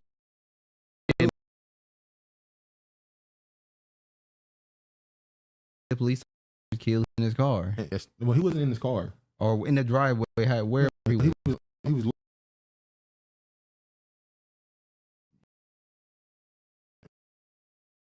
What going? Kidnap. My dude had the police officer over to Jefferson, Yeah, I needed Jefferson, and she ended up dying. and the cop ended up shooting her through the window. Yeah, he was an older black man who Do you called. mind your business, or do you help? I don't know. or do Wait. you steal? So this person who's associated with Black Lives Matter went and killed 5 men and 2 children. The rifle-wielding suspect was donned a bulletproof vest before allegedly shooting dead 5 men and injuring 2 children in Philadelphia. Has been identified as a Black Lives Matter supporter who shared gun-toting memes on social media. Kim Brady Carricker, 40, was nabbed shortly after the bloodshed in the city's Kensington, or I don't know how to say that, neighborhood Monday night. In Philadelphia Inquirer reported, citing sources. Cops haven't yet publicly disclosed the suspect's identity. On his Facebook page, he posted 2 pictures of himself wearing a bra, a women's top, and earrings with his hair braided long in March, 3 months before the last shooting. You got nothing on this?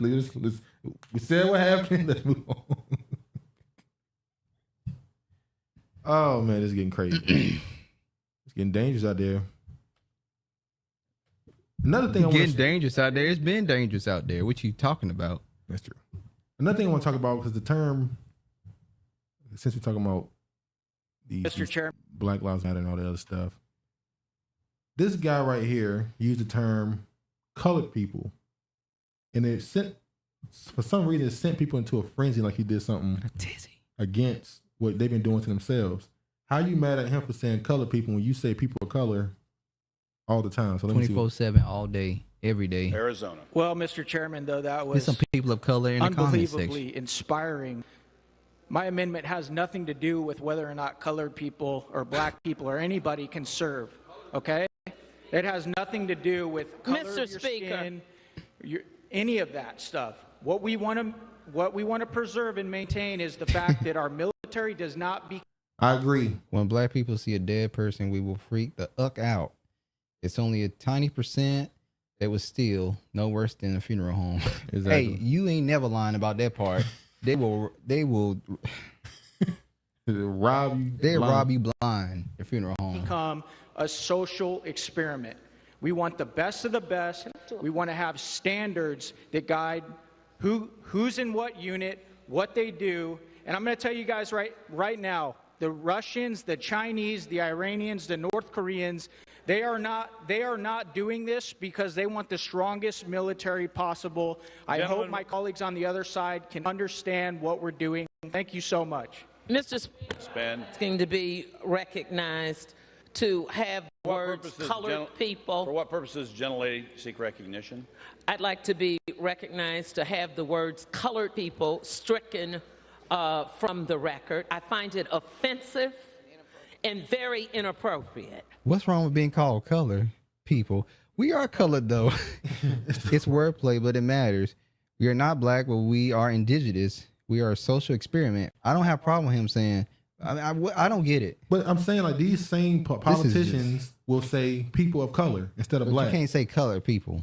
They well, won't. he didn't put the I thought he said people of color. He said colored people. So she wanted people of color, not colored people. She just said she want colored people stricken. Because they brought her back to the days where they had colored people on the water fountains and shit. Yeah. Okay. I guess, I can don't understand it's trauma for her, maybe. But no, this seemed like me. Artificial intelligence is the new military. To me, I don't have a problem with it. This seems like to me more of creating a problem where there is none. Just the Democratic Party, Ben. The Hey, come on, Democratic bro. Party. That's pretty much what it is. They try to find anything to say racism. Yeah, y'all got shit sad. Y'all got bills where you use the Man, term. yeah, it's a religion. Y'all got bills where you use the term people of color, but you mad at him saying colored people? Well, she don't want it to be. Well, when she hear colored people, she just think black people. When you say people of color, is everybody's under that umbrella. Okay. Sean Diddy Combs launches Empower Global, a digital marketplace for black businesses. Wait until we talk, guys. If you don't have a problem with making me. Look, here he goes. She done said that. I'll let Kiefer handle that. Listen, bro. Sean Diddy Combs launches Empower Global, a digital marketplace for black businesses. My mission has always been to empower black entrepreneurs and create more opportunities for them to have access the resources, P.Diddy. tools, and support needed to build successful businesses, Diddy said in a press release. Let me try to play the video of him saying these comments of him doing his launch for delete the tabs. Global Media. When I delete it, it get worse. Oh shit! Never mind. Let me be quiet. Let me fall back. Well, let me see right quick. Let this load. Let me see what he had to say. Show y'all. Welcome to Empower Global. Did he or did he not? Did he or did he not? He definitely did. Businesses and customers worldwide. With the launch of Empower Global, our goal is to provide a platform for black businesses to reach a global audience and empower customers to support and shop the best black-owned brands in beauty, fashion, art, and lifestyle. We want to elevate the black economy by creating opportunities for black entrepreneurs to build and scale successful businesses. Welcome to Empower. Look, go back to the video again. Sorry, never mind. Don't. Well, what do you want to see? Nothing. Go ahead.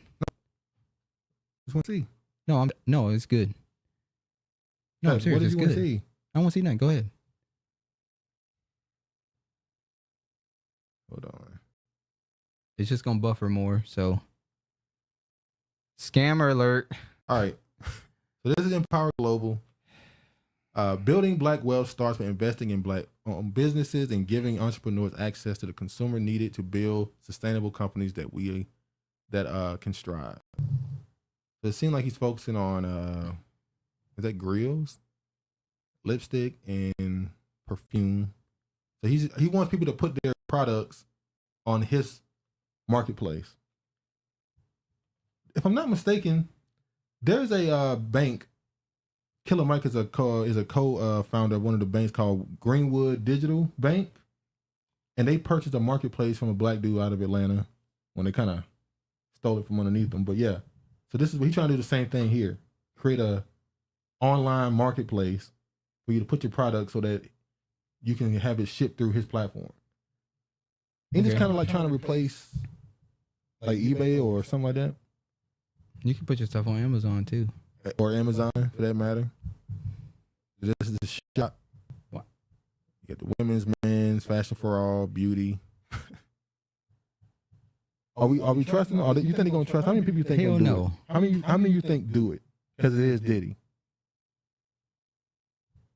If it is Diddy and they know Diddy, they wouldn't do the shit. But he Diddy. He's also Diddy. Diddy, but he's also Diddy.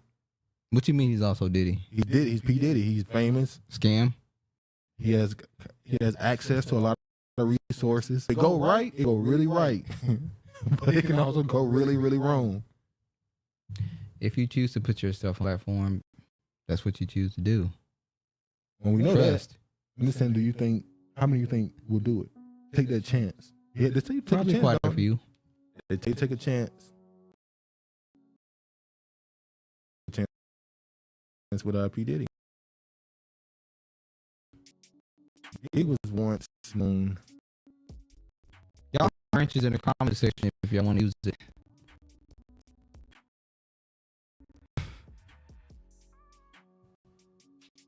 Diddy was once known for his parties.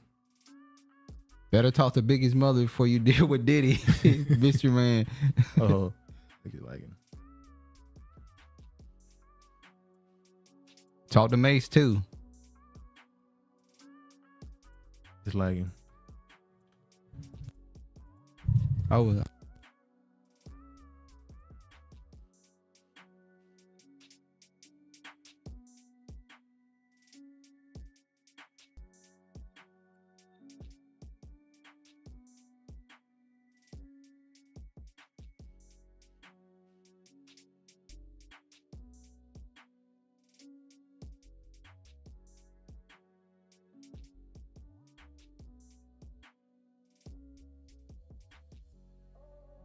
All right. Let's go.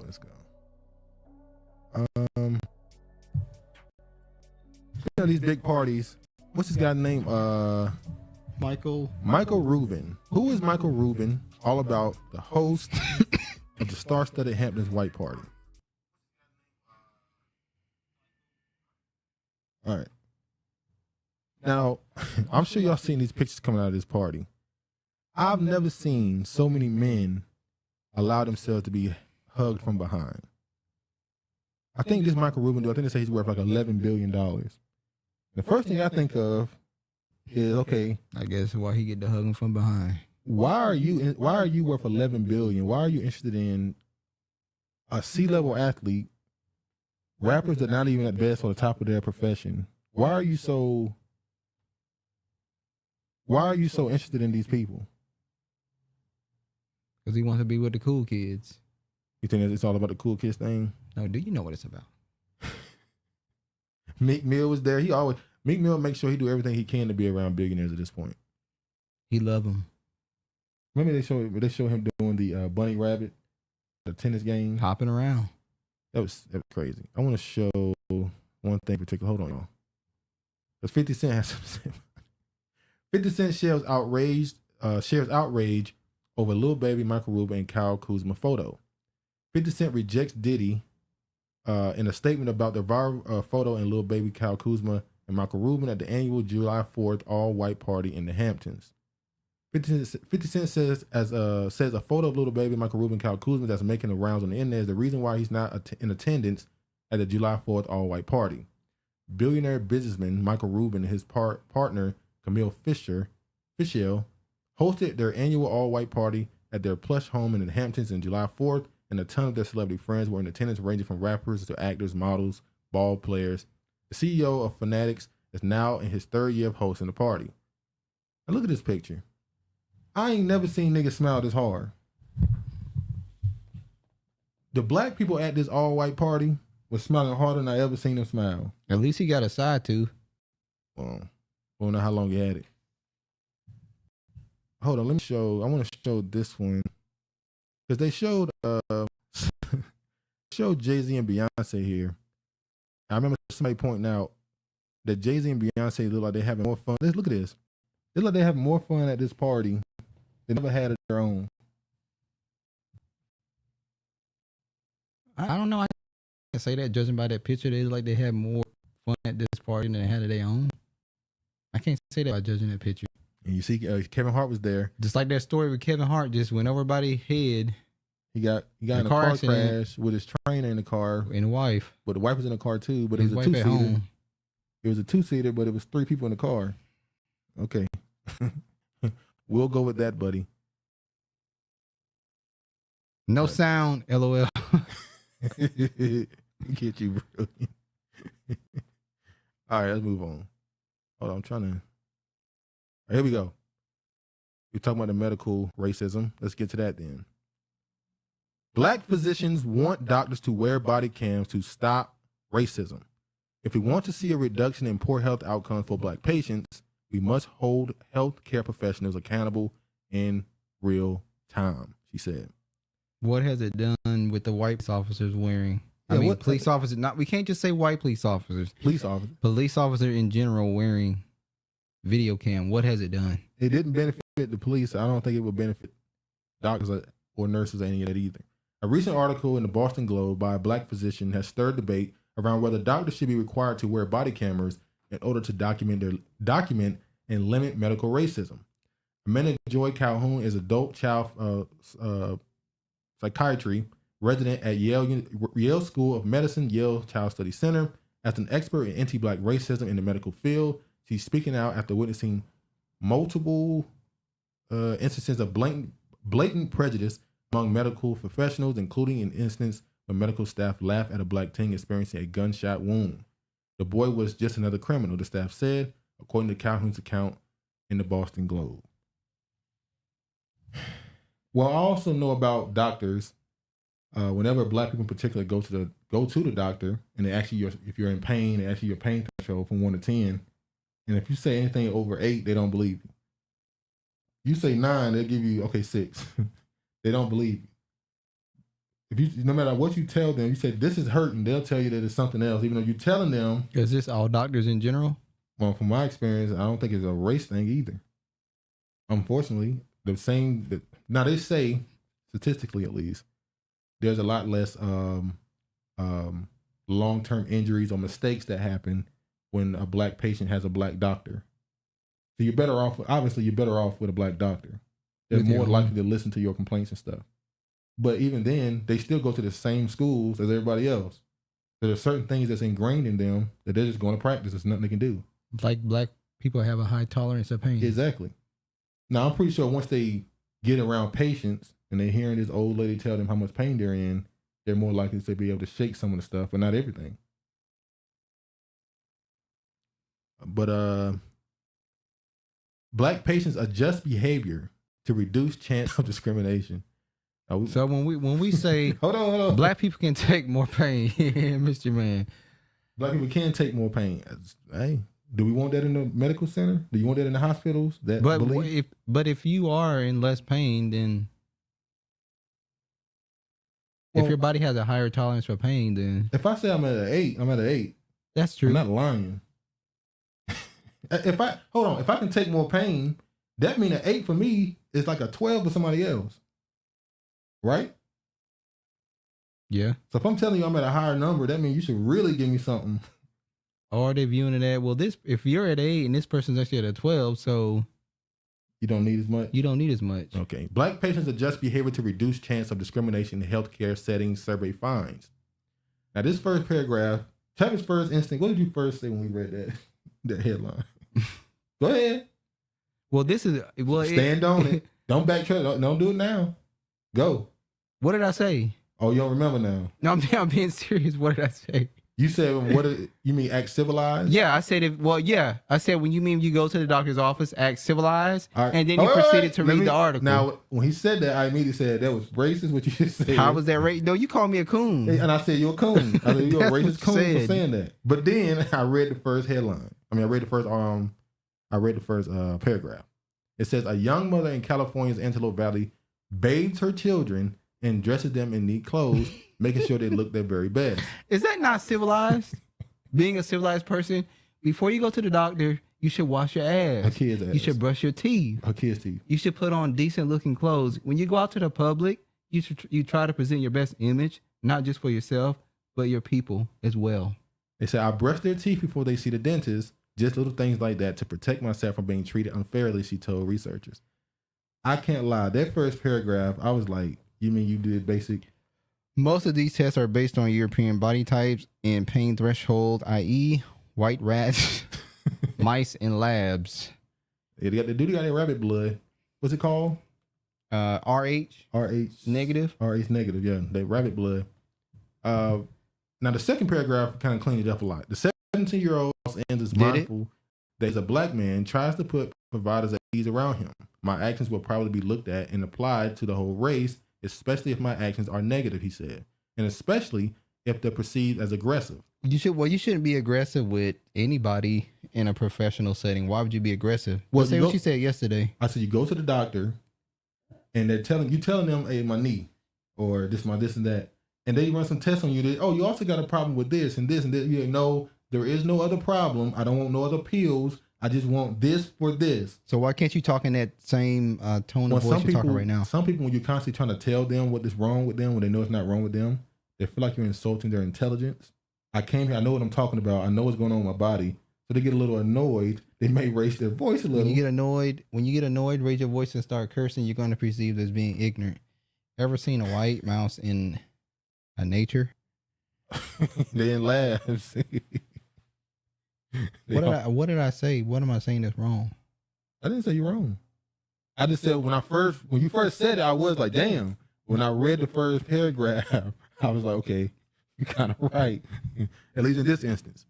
In the instance of them saying that putting on clothes and cleaning and brushing their teeth, I think that's stuff that everybody That's normal. does. Many Black Californians report adjusting their appearance or behavior, even minimalizing questions, all to reduce the chances of discrimination and bias in hospitals. And Black people are known for not asking questions to the doctors. Even though that ain't the case for all. I ask questions. Yeah. Of the strategies they describe taking, 32% pay special attention to how they dress, 35% modify their speech or behavior to put doctors at ease, and 41% of Black patients signal to provide that they are educated, knowledgeable, and prepared. George, I challenge you for the rest of this remaining show to not mention my name no more and talk about anything outside of me. I challenge you. Let's see if you can do it. All right. Hold on. Okay. Now I want to show this. Hold on, y'all. So we were talking about respectability. When we talked about that article just a while ago, that's pretty much, we're talking about respectability politics, right?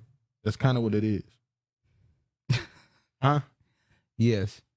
So let me show you what he had to say about. Exactly. Let's see what he had to say about being considered a Black scientist. The point is, the moment you say you're a Black person, I want to cast you as a Black person. I'm going to ask you Black people questions. You have ghettofied the interaction. If I'm a Black scientist to you, then I'm not actually a scientist to you. Yeah. You have asterisk by your name. Yeah. you have constrained who and what I can be in your mind by even assigning that label. The point is, the moment you say you're a Black person, I want to cast you as a Black person. I'm going to ask you Black people questions. You have ghettofied the interaction. Now, what did he mean by ghettofied? I don't know. You tell us.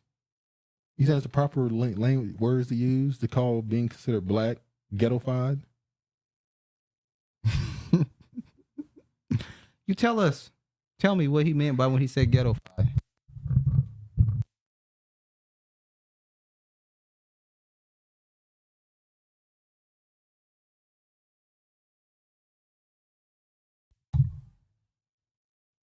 Well, clearly he's saying that Blackness is ghetto. I disagree with that. What do you think he's saying? No, I'm saying I disagree with Blackness being ghetto. No, I'm saying, what do you think he's saying? You know what he's saying. He's saying exactly what you're saying, dude. All right. So a lot of people got mad at that comment. A lot of people defended him and said that, is there something wrong with putting Black in front of whatever you do as a career or profession? Does that lessen it? Does it put an asterisk next to it? Well, you know, there was a couple people, you remember, they didn't want to be identified as a Black actor. They just wanted to be seen as a actor or actress. Shirley Chisholm, she didn't want to be considered a Black. Well, she's a mother, so we're not even going, yeah, she different. She didn't want to be considered a Black politician. She wanted to be considered a politician. Well, she's not Black, so she would not want to consider herself as a Black politician. Okay. So I'm talking about Black Americans who did not want to be identified as a Black actor. They just want to simply be known as an actor. Idris Elba said it, didn't he? Huh? What Black? Idris Elba said it. What Black American said it? Black American that say want to be identified as a Black actor. As a gives $39 billion in U.S. student debt using program Tweak. So apparently, he's going to announce that I think it's 800 and something thousand people, their debt will be forgiven. Unfortunately, if I'm not mistaken, the Supreme Court already struck this down, so this will not happen. This will be struck down. Lawsuits will come. This ain't happening.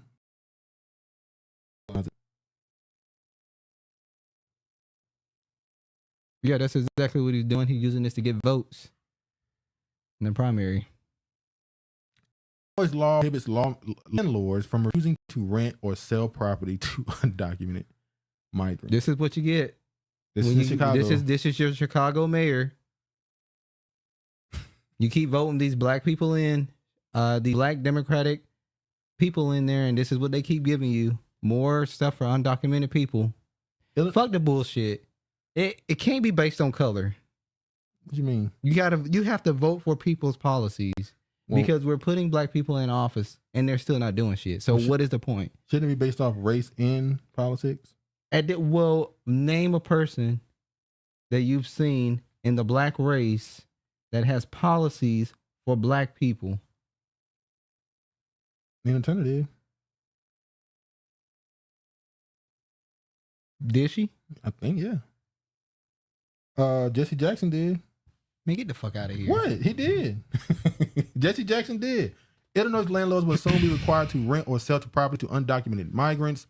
Beginning January 1st, 2024, protection go into place in the Illinois Human Rights Act for housing regarding immigration status and discriminatory advertising. The law will add immigration status as a protected class. That's true. They never mention trade school debts. Learn a skill that pays the bills. I agree with that. In all, more than 11,000 migrants, most of them from Central and South America, have arrived in Illinois since August of last year. Many of the migrants have been bused to Illinois from Texas after crossing the southern U.S. border illegally. How are you going to consider them a protected class now? That's how far it's going. Land of America. All right. Let's move this. Hold on. We not even a protected class. That's the point. Niggas not even a protected class. You got migrants, people who aren't even citizens. Could jump past this. I ain't got to show it for it. They said that some of the police officers were sexually assaulting the migrants in Chicago. Were they sexually assaulting them, or were they trying to get an anchor baby? How you think that's fucked? They trying to get an anchor baby. Damn, kind of putting themselves out. I'm pretty sure that exists on some level, definitely. These are them. A group of migrants from the shelter attempted to deliver a letter to the Chicago mayor denouncing mistreatment and abuse at a makeshift shelter. The group says they've been denied help and resources to finding housing.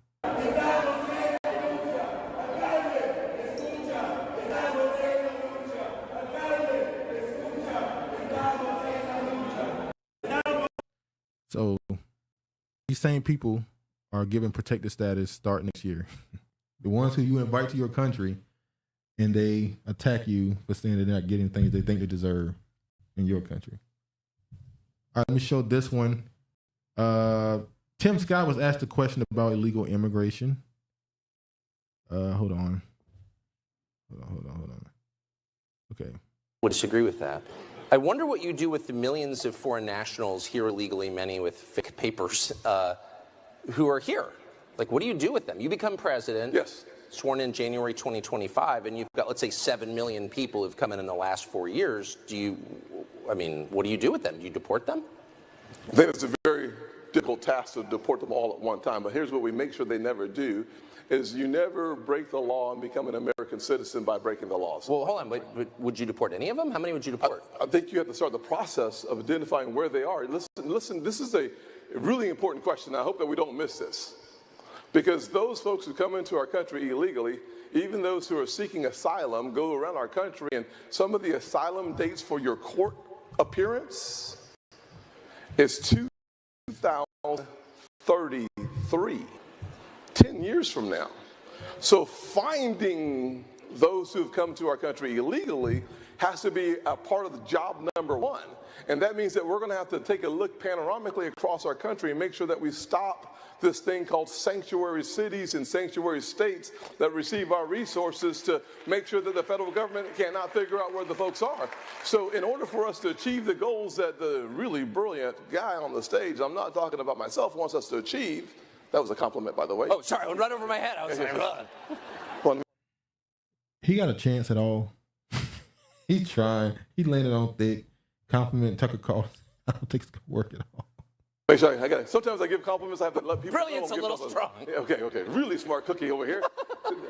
Achieve, we have to identify where they are. And I'm not going to pretend that will be an easy task, but that should be the responsibility. Well, wait a second. The federal government's like knows where everyone is because everyone has a smartphone and they're tracking you. Yes. You know, so like we know anyone using a fake social security number, why not just like drop them off in Tijuana? Bye-bye.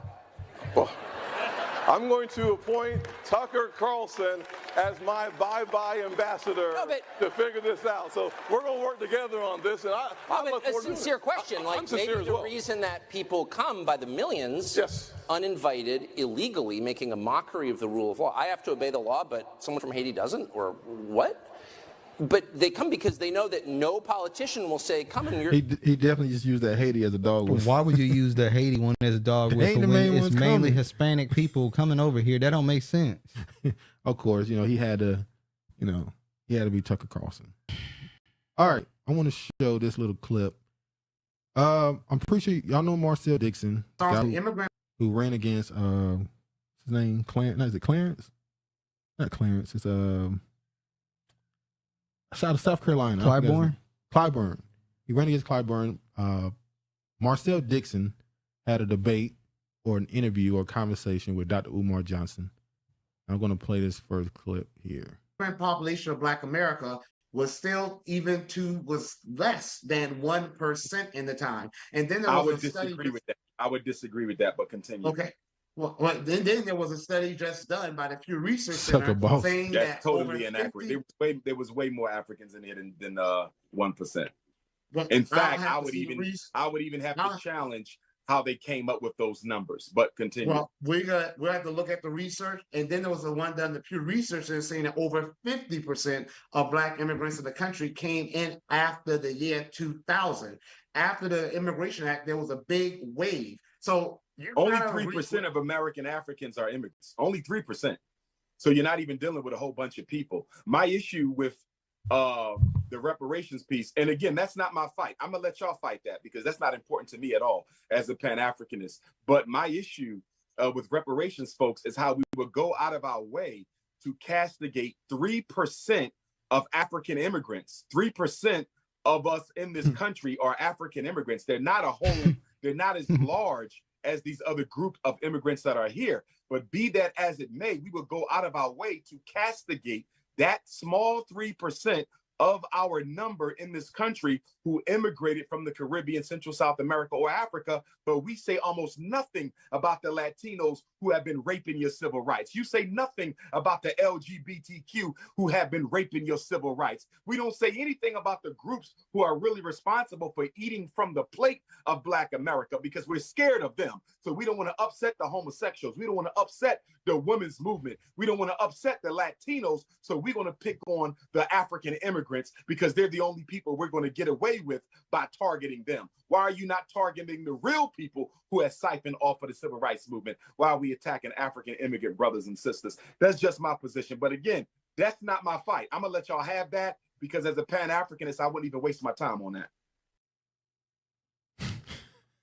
Aren't the Africans and the diaspora are the ones that saying they should be entitled to reparations because they were here, or they're just simply because they're Black too? So are the Hispanics asking for reparations to be included in Black America? The ones in California did. Yeah, they were the only group that did, and we know why. So, but yeah, why we are? But there are people out there attacking Hispanics and going after them about affirmative action and them getting things that they're not supposed to. I know about the. Yeah, I agree, but his point was don't worry about them. Focus on the LGBTQ. No, we have to worry about everybody. Latinos. He didn't say women, but the women, non-Black women, who get over the things that were set up for Black America. We have to focus on everybody. Those the too. But are they as much of a threat as the other ones? I guess that would be his point. There's less of them. He said only 3% of the population. What up, Dre? Same old. Just trying to get the damn. No, he said I'm back. Lagging and stuff. What's going on? the damn lag and stuff. But yeah, he's saying that they're not big as a population, so they're not as much of a threat. They're a threat when you see them as replacing you.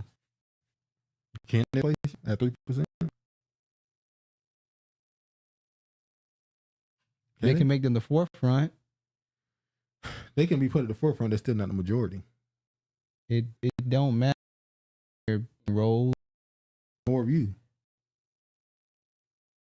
That don't mean anything. How they don't? There could be more of you, and you can be blackballed. I don't think they can blackball the 50, 60 million versus the 5 million. I don't know, but I agree. You have to focus on all of it, but his point against Marcel was, they the majority. He's half tethered, so he would say some shit like that. White House cocaine investigation concluded after just 11 days. Number 11. No suspect ID. It's funny using number 11, complete. So they found cocaine. They were never going to do any investigation on this. Now, the first place, they said distractions. They said they found the cocaine in a cubbyhole where they put cell phones at for guests. Then they said they actually found the cocaine in an even more protected place.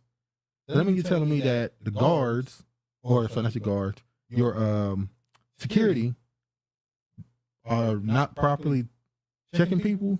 Was somebody can walk in with cocaine? Or you telling me somebody who has security clearance, somebody who has a level of standing in the White House who probably ain't getting checked thoroughly, was able to walk in with cocaine? And the president wasn't there, nor his family. They made sure to say the president and his wife weren't there. So it wasn't Hunter's cocaine. So somebody else's. They said those two wasn't there. They didn't necessarily say Hunter wasn't there. Multiple shark attacks reported off New York. 50 sharks spotted at one beach. Say this to say, talking about cocaine, that white stuff. Sharks like white meat. They like white meat. The distraction, we all know which crackhead left the cocaine. But there was a video of Hunter Biden walking around behind Joe Biden, rubbing his nose like he just hit a bump. He just hit the snorted a line. Then you got these sharks attacking people, and they still getting in the waters. They still learning. Still getting in the waters. The waters. Stay away from the waters. Danger. Who you talking about? White people like danger. It has been. It's done. We're gonna conquer the waters and those sharks. Yeah, you go to. They just gonna start fucking them up. They're gonna start going in the ocean with guns and shit. When you go into an environment that you're not supposed to be in, they look at it as conquering. Dude was high as a kite on the patio. Yeah, that's what I'm talking about. At the White House. Yeah, the patio. He was high. He was done. He was walking around on cloud 9. Huh? She said 1. Yeah, he was done. He was out of here.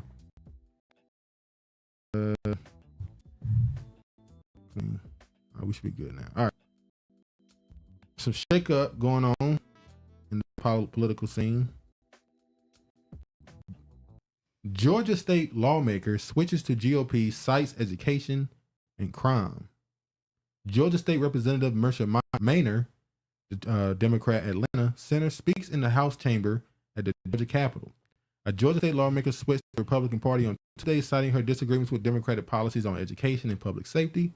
State Representative Marcia Maynard, who represents a swath of Atlanta, is now the only black Republican member of the Georgia and first black Republican woman to serve in the body. Brilliantly flawed. They don't call it the White House for nothing. That's what I was saying. Look, if you're a person who do cocaine, what better place to do cocaine than the White House? Doing that white girl in the White House. That's what they call cocaine, the white girl. Huh?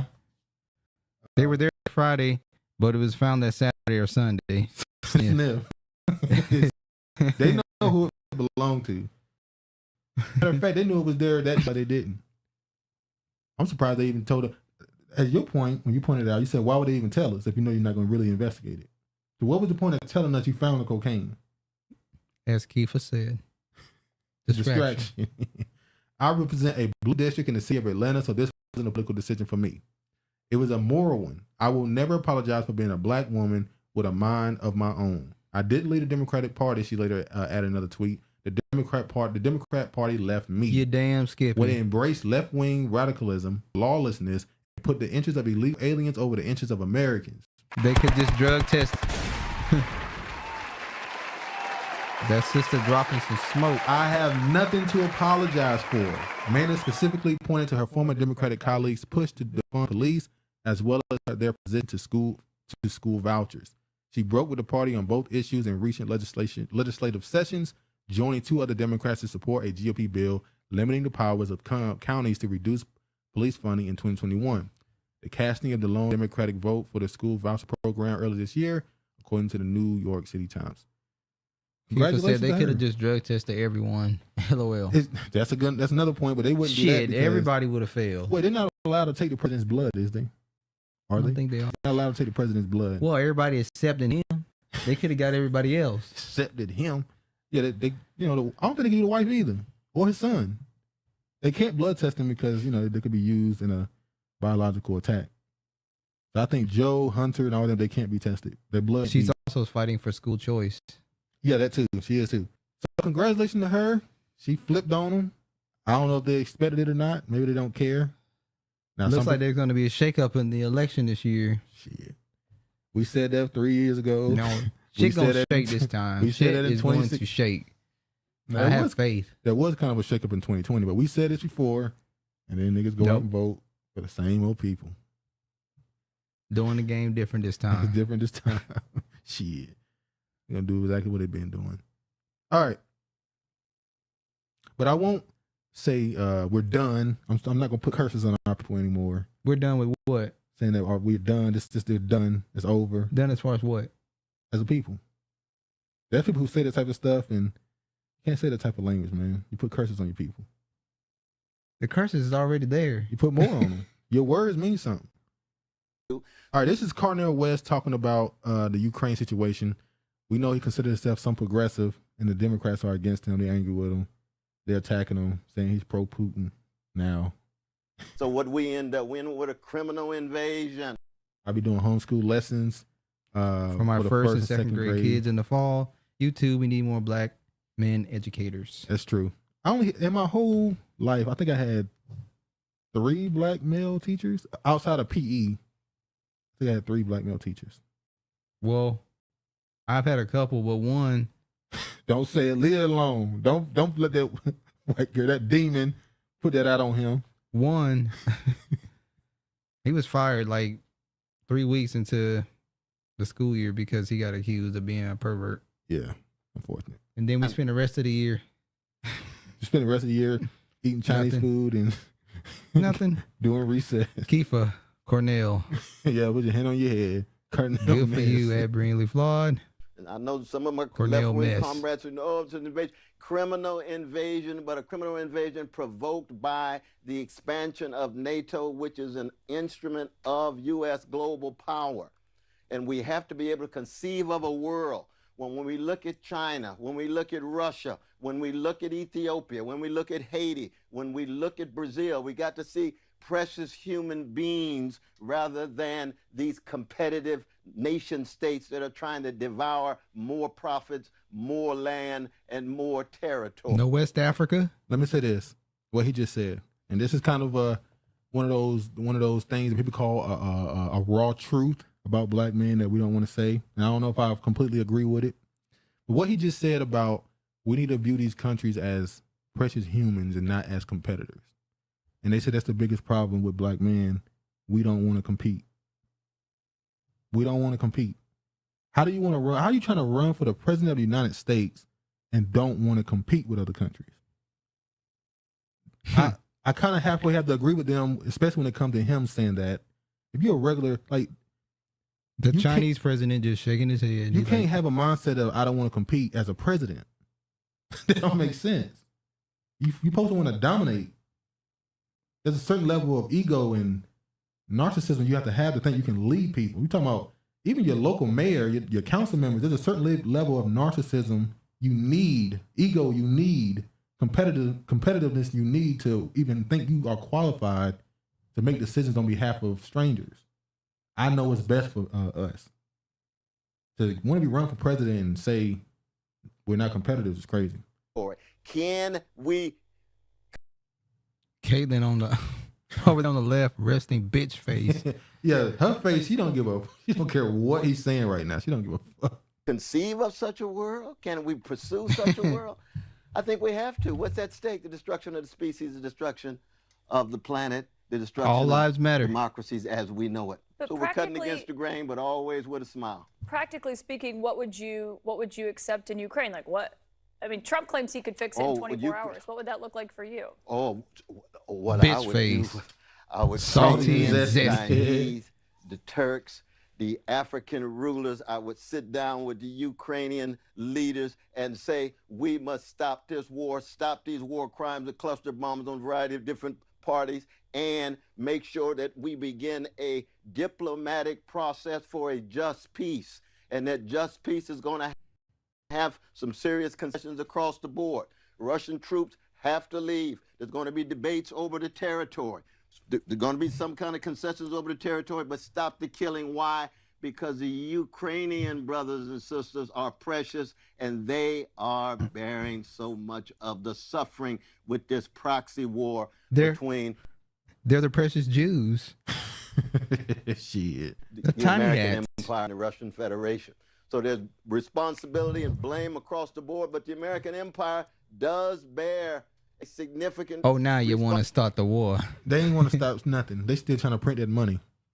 They still got them. They got the machines running overdrive at this point. But it is crazy how Trump said he can stop the war too. Yeah, Trump said he can end the war like overnight. That, even though I don't know if that's true. all you got to do is make a few calls to Putin. Call Putin. He also, I'm not gonna show this video. He went on to talk about people calling him a spoiler for 2024 because they still mad with that Jill Stein chick. Mm-hmm. They trying to say he's trying to be a spoiler. Well, you said ain't no black people gonna vote for him, right? Oh, okay. Ain't nobody black voting for no damn Cornel West. He lost that. He lost any. FYI, Ukraine feeds Europe. It leads Europe. Feeds. Oh, feeds you. Oh yeah. Feeds. Yeah.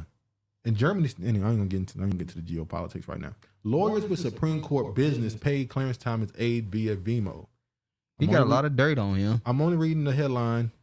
They are trying to get Thomas up out of here. Mainstream news is like watching a really bad comedy show. They talk. It's yeah. I'm surprised people still watch it.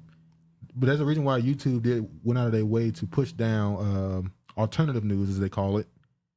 They literally came out and said, we're going to make sure mainstream or legacy media gets in everybody's recommendations, and anybody else, you have to know their name or find them on your own. They're going to be at the bottom of the list. You have to find them on your own. But what they're doing with Thomas right now is everybody around him, they're finding dirt on him. With the wife, now his aide, one of his I guess you would say cohorts, friends. They found dirt on everybody around him, almost like they're trying to get everybody around him. Geopolitics, dude. I do too. Like everybody around him, they're trying to get dirt on them so that when they go after him, he won't have any protection. You already have a record of everybody around him being shady or having some shady business. So when they go after him, as a birds of a feather, as they say. Birds of a feather? How long do you think he got? Who? Thomas. Before I ain't putting no more timestamps on people. You don't think they're going to try to impeach him? Or he may just end up resigning. The stress too much. I want to go home. I mean, he's been going through shit for years, so. He didn't talk for a while. He talked now. No longer suffering in silence. Asians denied tech leadership roles go to court. Now, this ain't the Asians you're thinking of. Remember, affirmative action is gone now. Or at least it's been gutted. So now the Asians are going to court over tech leadership roles. I thought they were already in tech. They ain't got as many as they want, at least. Now these the whole thing? Huh? They want the whole thing? At that point, Indians were leading Google, Facebook, all the YouTube, all the leadership of all the big tech companies were Indian, all the CEOs. Now, when this happened, these are the Indians. I saw a white dude comment. And still we don't know who leaked the ruling on abortion.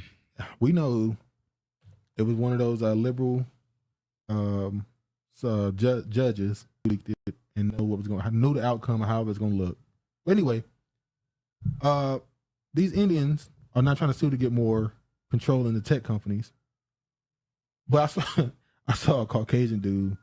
He wrote a post saying these Indians will come here, they'll get the jobs, get in a certain level of power, and only hire their own. And I'm thinking that's kind of what everybody else do. Except there's this one group that don't do that. Who's the group? There's one group that don't hire just their own. Who?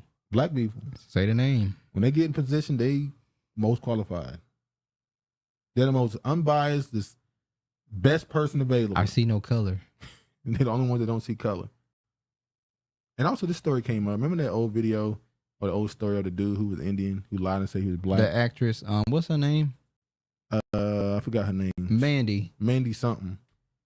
She, her brother. That's her brother. That's the brother from another mother. We thought. So he lied and said he said he was Asian in the first chance, he got denied. When he said he was African American, he got accepted.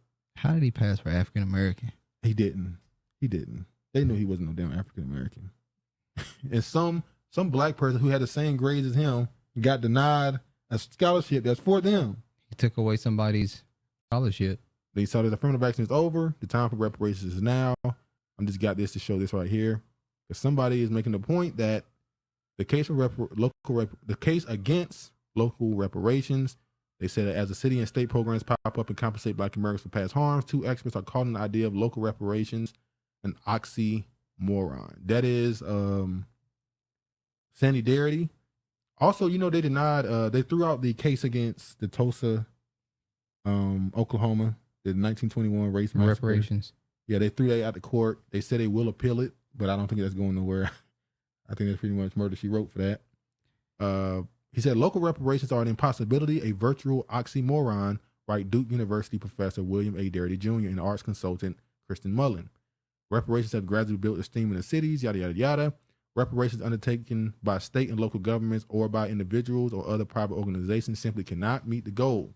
They write in a chapter of the book, a series of essays from Black historians and sociologists edited by Darity and Mullen. Neither state and local governments nor other organizations, individually or collectively, have the financial wherewithal to eradicate the difference in Black and white net worth. Agree with that? There's no point in going for reparations locally because they won't be able to pay the ticket. Yeah, I said it should go government. It should just be. You think it should go straight? So you think that the study, quote unquote, low, but then you should send it up to the government to actually pay the bill. Then it should be dispersed evenly throughout the United States. All right, stolen land, justice deferred, an indigenous Californian dream of a united front on reparations. This was not the original Once headline. again, you did not screenshot the article. The original headline was pretty much, what about Native Americans? What about them? This woman here, she says that she's an activist against any form of racism. She feels like it's her duty to do this, anti-Black racism and all this other stuff. Really, she's latched herself onto Black American causes because, let's be honest, most people look at Native Americans and say, ain't but 5 of them left. So they've latched themselves onto Black Americans in order to get some level of spotlight on their issues anytime they can. Very few, if any, candidates veer off the same narrative or promises they know they can't keep. To the left, to the left. So pack her shit up and go to the left. So she actually, during the Brewster's Beach situation. What's funny is the Indians may owe us reparations for America does, but they got reparations. Exactly. Now, the Indians used the Buffalo Soldiers as something against Black Americans. They can't really use that though. They do. They said Black Americans went around and was going after Native Americans. They gave them the name Buffalo Soldiers. That's why they gave it to them. The same way the white people killed all the buffalo, they said the Black Americans was going after their ass. They said they don't know if they gave them the name Buffalo because of the stamina and the bigness of the buffalo or because of their woolly hair. Because the buffalo has like... Yeah. But also, remember the Brewster's Beach situation when they finally gave the land back to the family? And then they sold the damn land. Anyway, when they gave the land... Did they sell the land? Did we ever follow up on that? They did. So they sold it. The other family wasn't strong enough. The other side. No, they sold it for $20 million, as far as I know. That's what's been reported nationally. I'm surprised we didn't hear no cases. I'm surprised somebody didn't go to court, or somebody put hands on somebody, somebody pop up missing. That's a lot of money. And unfortunately, love of money is the root of all evil. But Brewster's Beach, when they gave the land back to the family, I didn't know that Native Americans, a Native American organization, hers, they wrote the state, they wrote the office and asked for, hey, look, remember, we're the ones who originally owned the land. Like, okay, you acknowledge you took it from them, you did them wrong, but we owned it first, so we should get something too. Then when they sold it back to the city, they thought they should be given the land. The Native Americans. What you got to say? You would have to be here first. Oh, you gonna get rid of them? No, they would have to have been here first. They saying they were. They weren't. That's what they saying. Said Darcy, 47, has been a champion of the movements to return land to the state's tribal And how y'all nations. sitting there listening to this woman? Y'all should say, get your FedEx. To save important sites from development and environmental degradation. She was part of a coalition of indigenous activists and environmentalists that joined forces to block a proposed 6-lane toll road through the ancient village site of burial ground known as the Panhe of Orange County San Onofre State Beach. Her organization helped stop whatever. Trying to go to where is it at? Then there's this black dude came out. This is talking about the Bruce's Beach situation. Tiger Lily. The land was returned. This is talking about Bruce's Beach, and family subsequently sold it back to the county for $20 million. But officials rejected Darcy's amendment, acknowledging that the whatever were the original caretakers. Now she didn't say owners. I guess they believe that humans can't own land. That was her Native American spiritualism that she was trying to they were the input original into that. caretakers of the land. And then she said the denial stung. Having amended it, then that would have set a roadmap around the country, creating a standard whereby you can't perpetuate the complete erasure of the people whose lands this is happening. Then this dude came on. Because non-indigenous Americans are in a sense visitors of the... I'm going to move back up, I'm sorry. He says, Darcy wished for a cross-cultural discourse is echoed by her friend Hopkins, who is black, based in LA. He's the director of an organization Transformations at Sienna Club, the 130-year-old environmental group, whatever. We both recognize that our liberation is... She thinks she Pocahontas. We both recognize... This is the black dude talking. We both recognize our liberation is bound I've never together. seen that version of Pocahontas. I catch heat for saying that, he says, but we can't achieve black liberation without acknowledging all of the hurt that has happened in the United States. Hopkins uses the word for the whatever. Because non-indigenous Americans are in a sense visitors of this continent, it is important we show respect towards hosts. Hopkins said, the show of difference isn't a threat to black justice, he says, but rather an opening for mutual understanding. We the only people. Only people. We got to help them first. We are literally the only people that would do some shit like this. I remember, what's her name? The white woman that was going around doing all the race tests. Jane.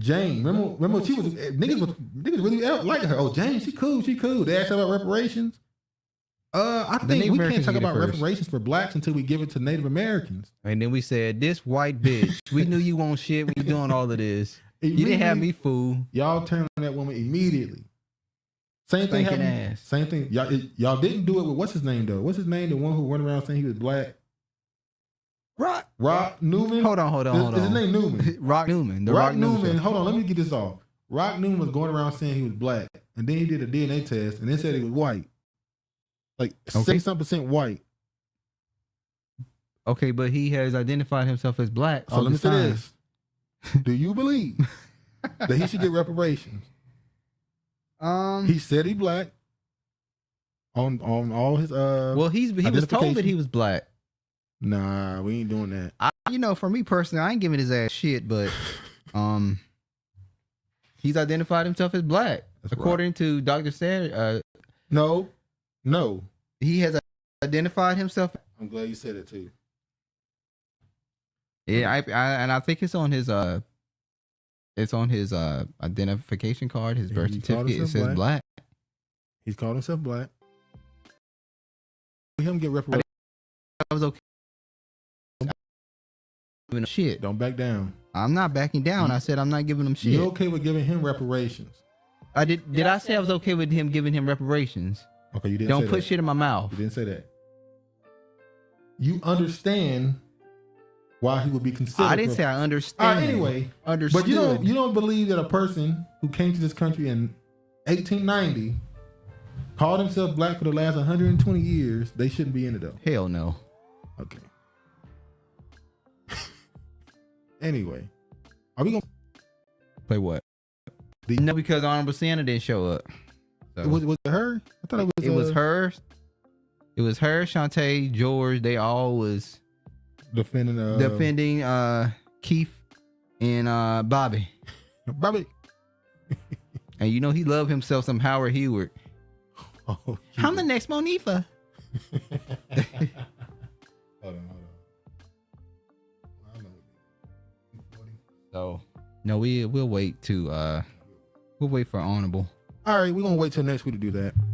Anyway, this is the first week back. We had a lot of lag. I'm gonna do some editing in this. Apologies for the stream. Oh, they used to it. I really do. I apologize for the stream. It seemed like it just got worse. We're gonna make sure we put that cash up in there for you.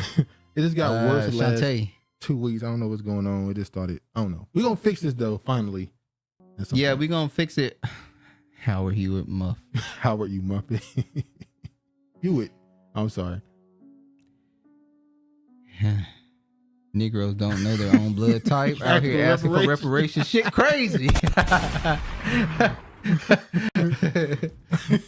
Nah, do it now. No. We gonna wait till Honorable Sienna come in. Fuck them, run so we that. can get Now, so everybody can hear that shit. We're gonna do it next week, Joe. We already got it. The stands. We have it separated for y'all to hear clearly. Yeah, so it's gonna be good next week. We got you. Anyway, man. Oh, he probably wanted Howard Hewitt to be. You might grab him up too in the mix too. Anyway, man.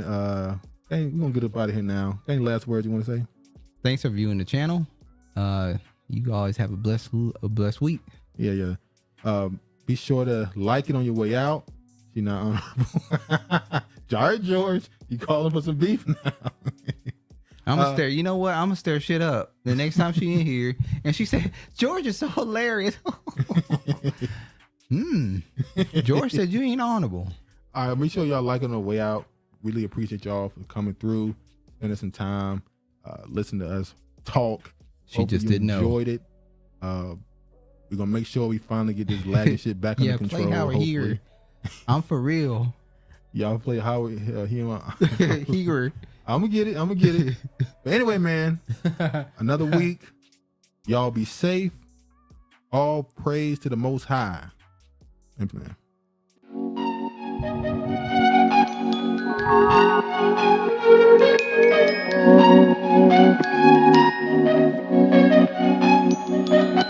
Thank you.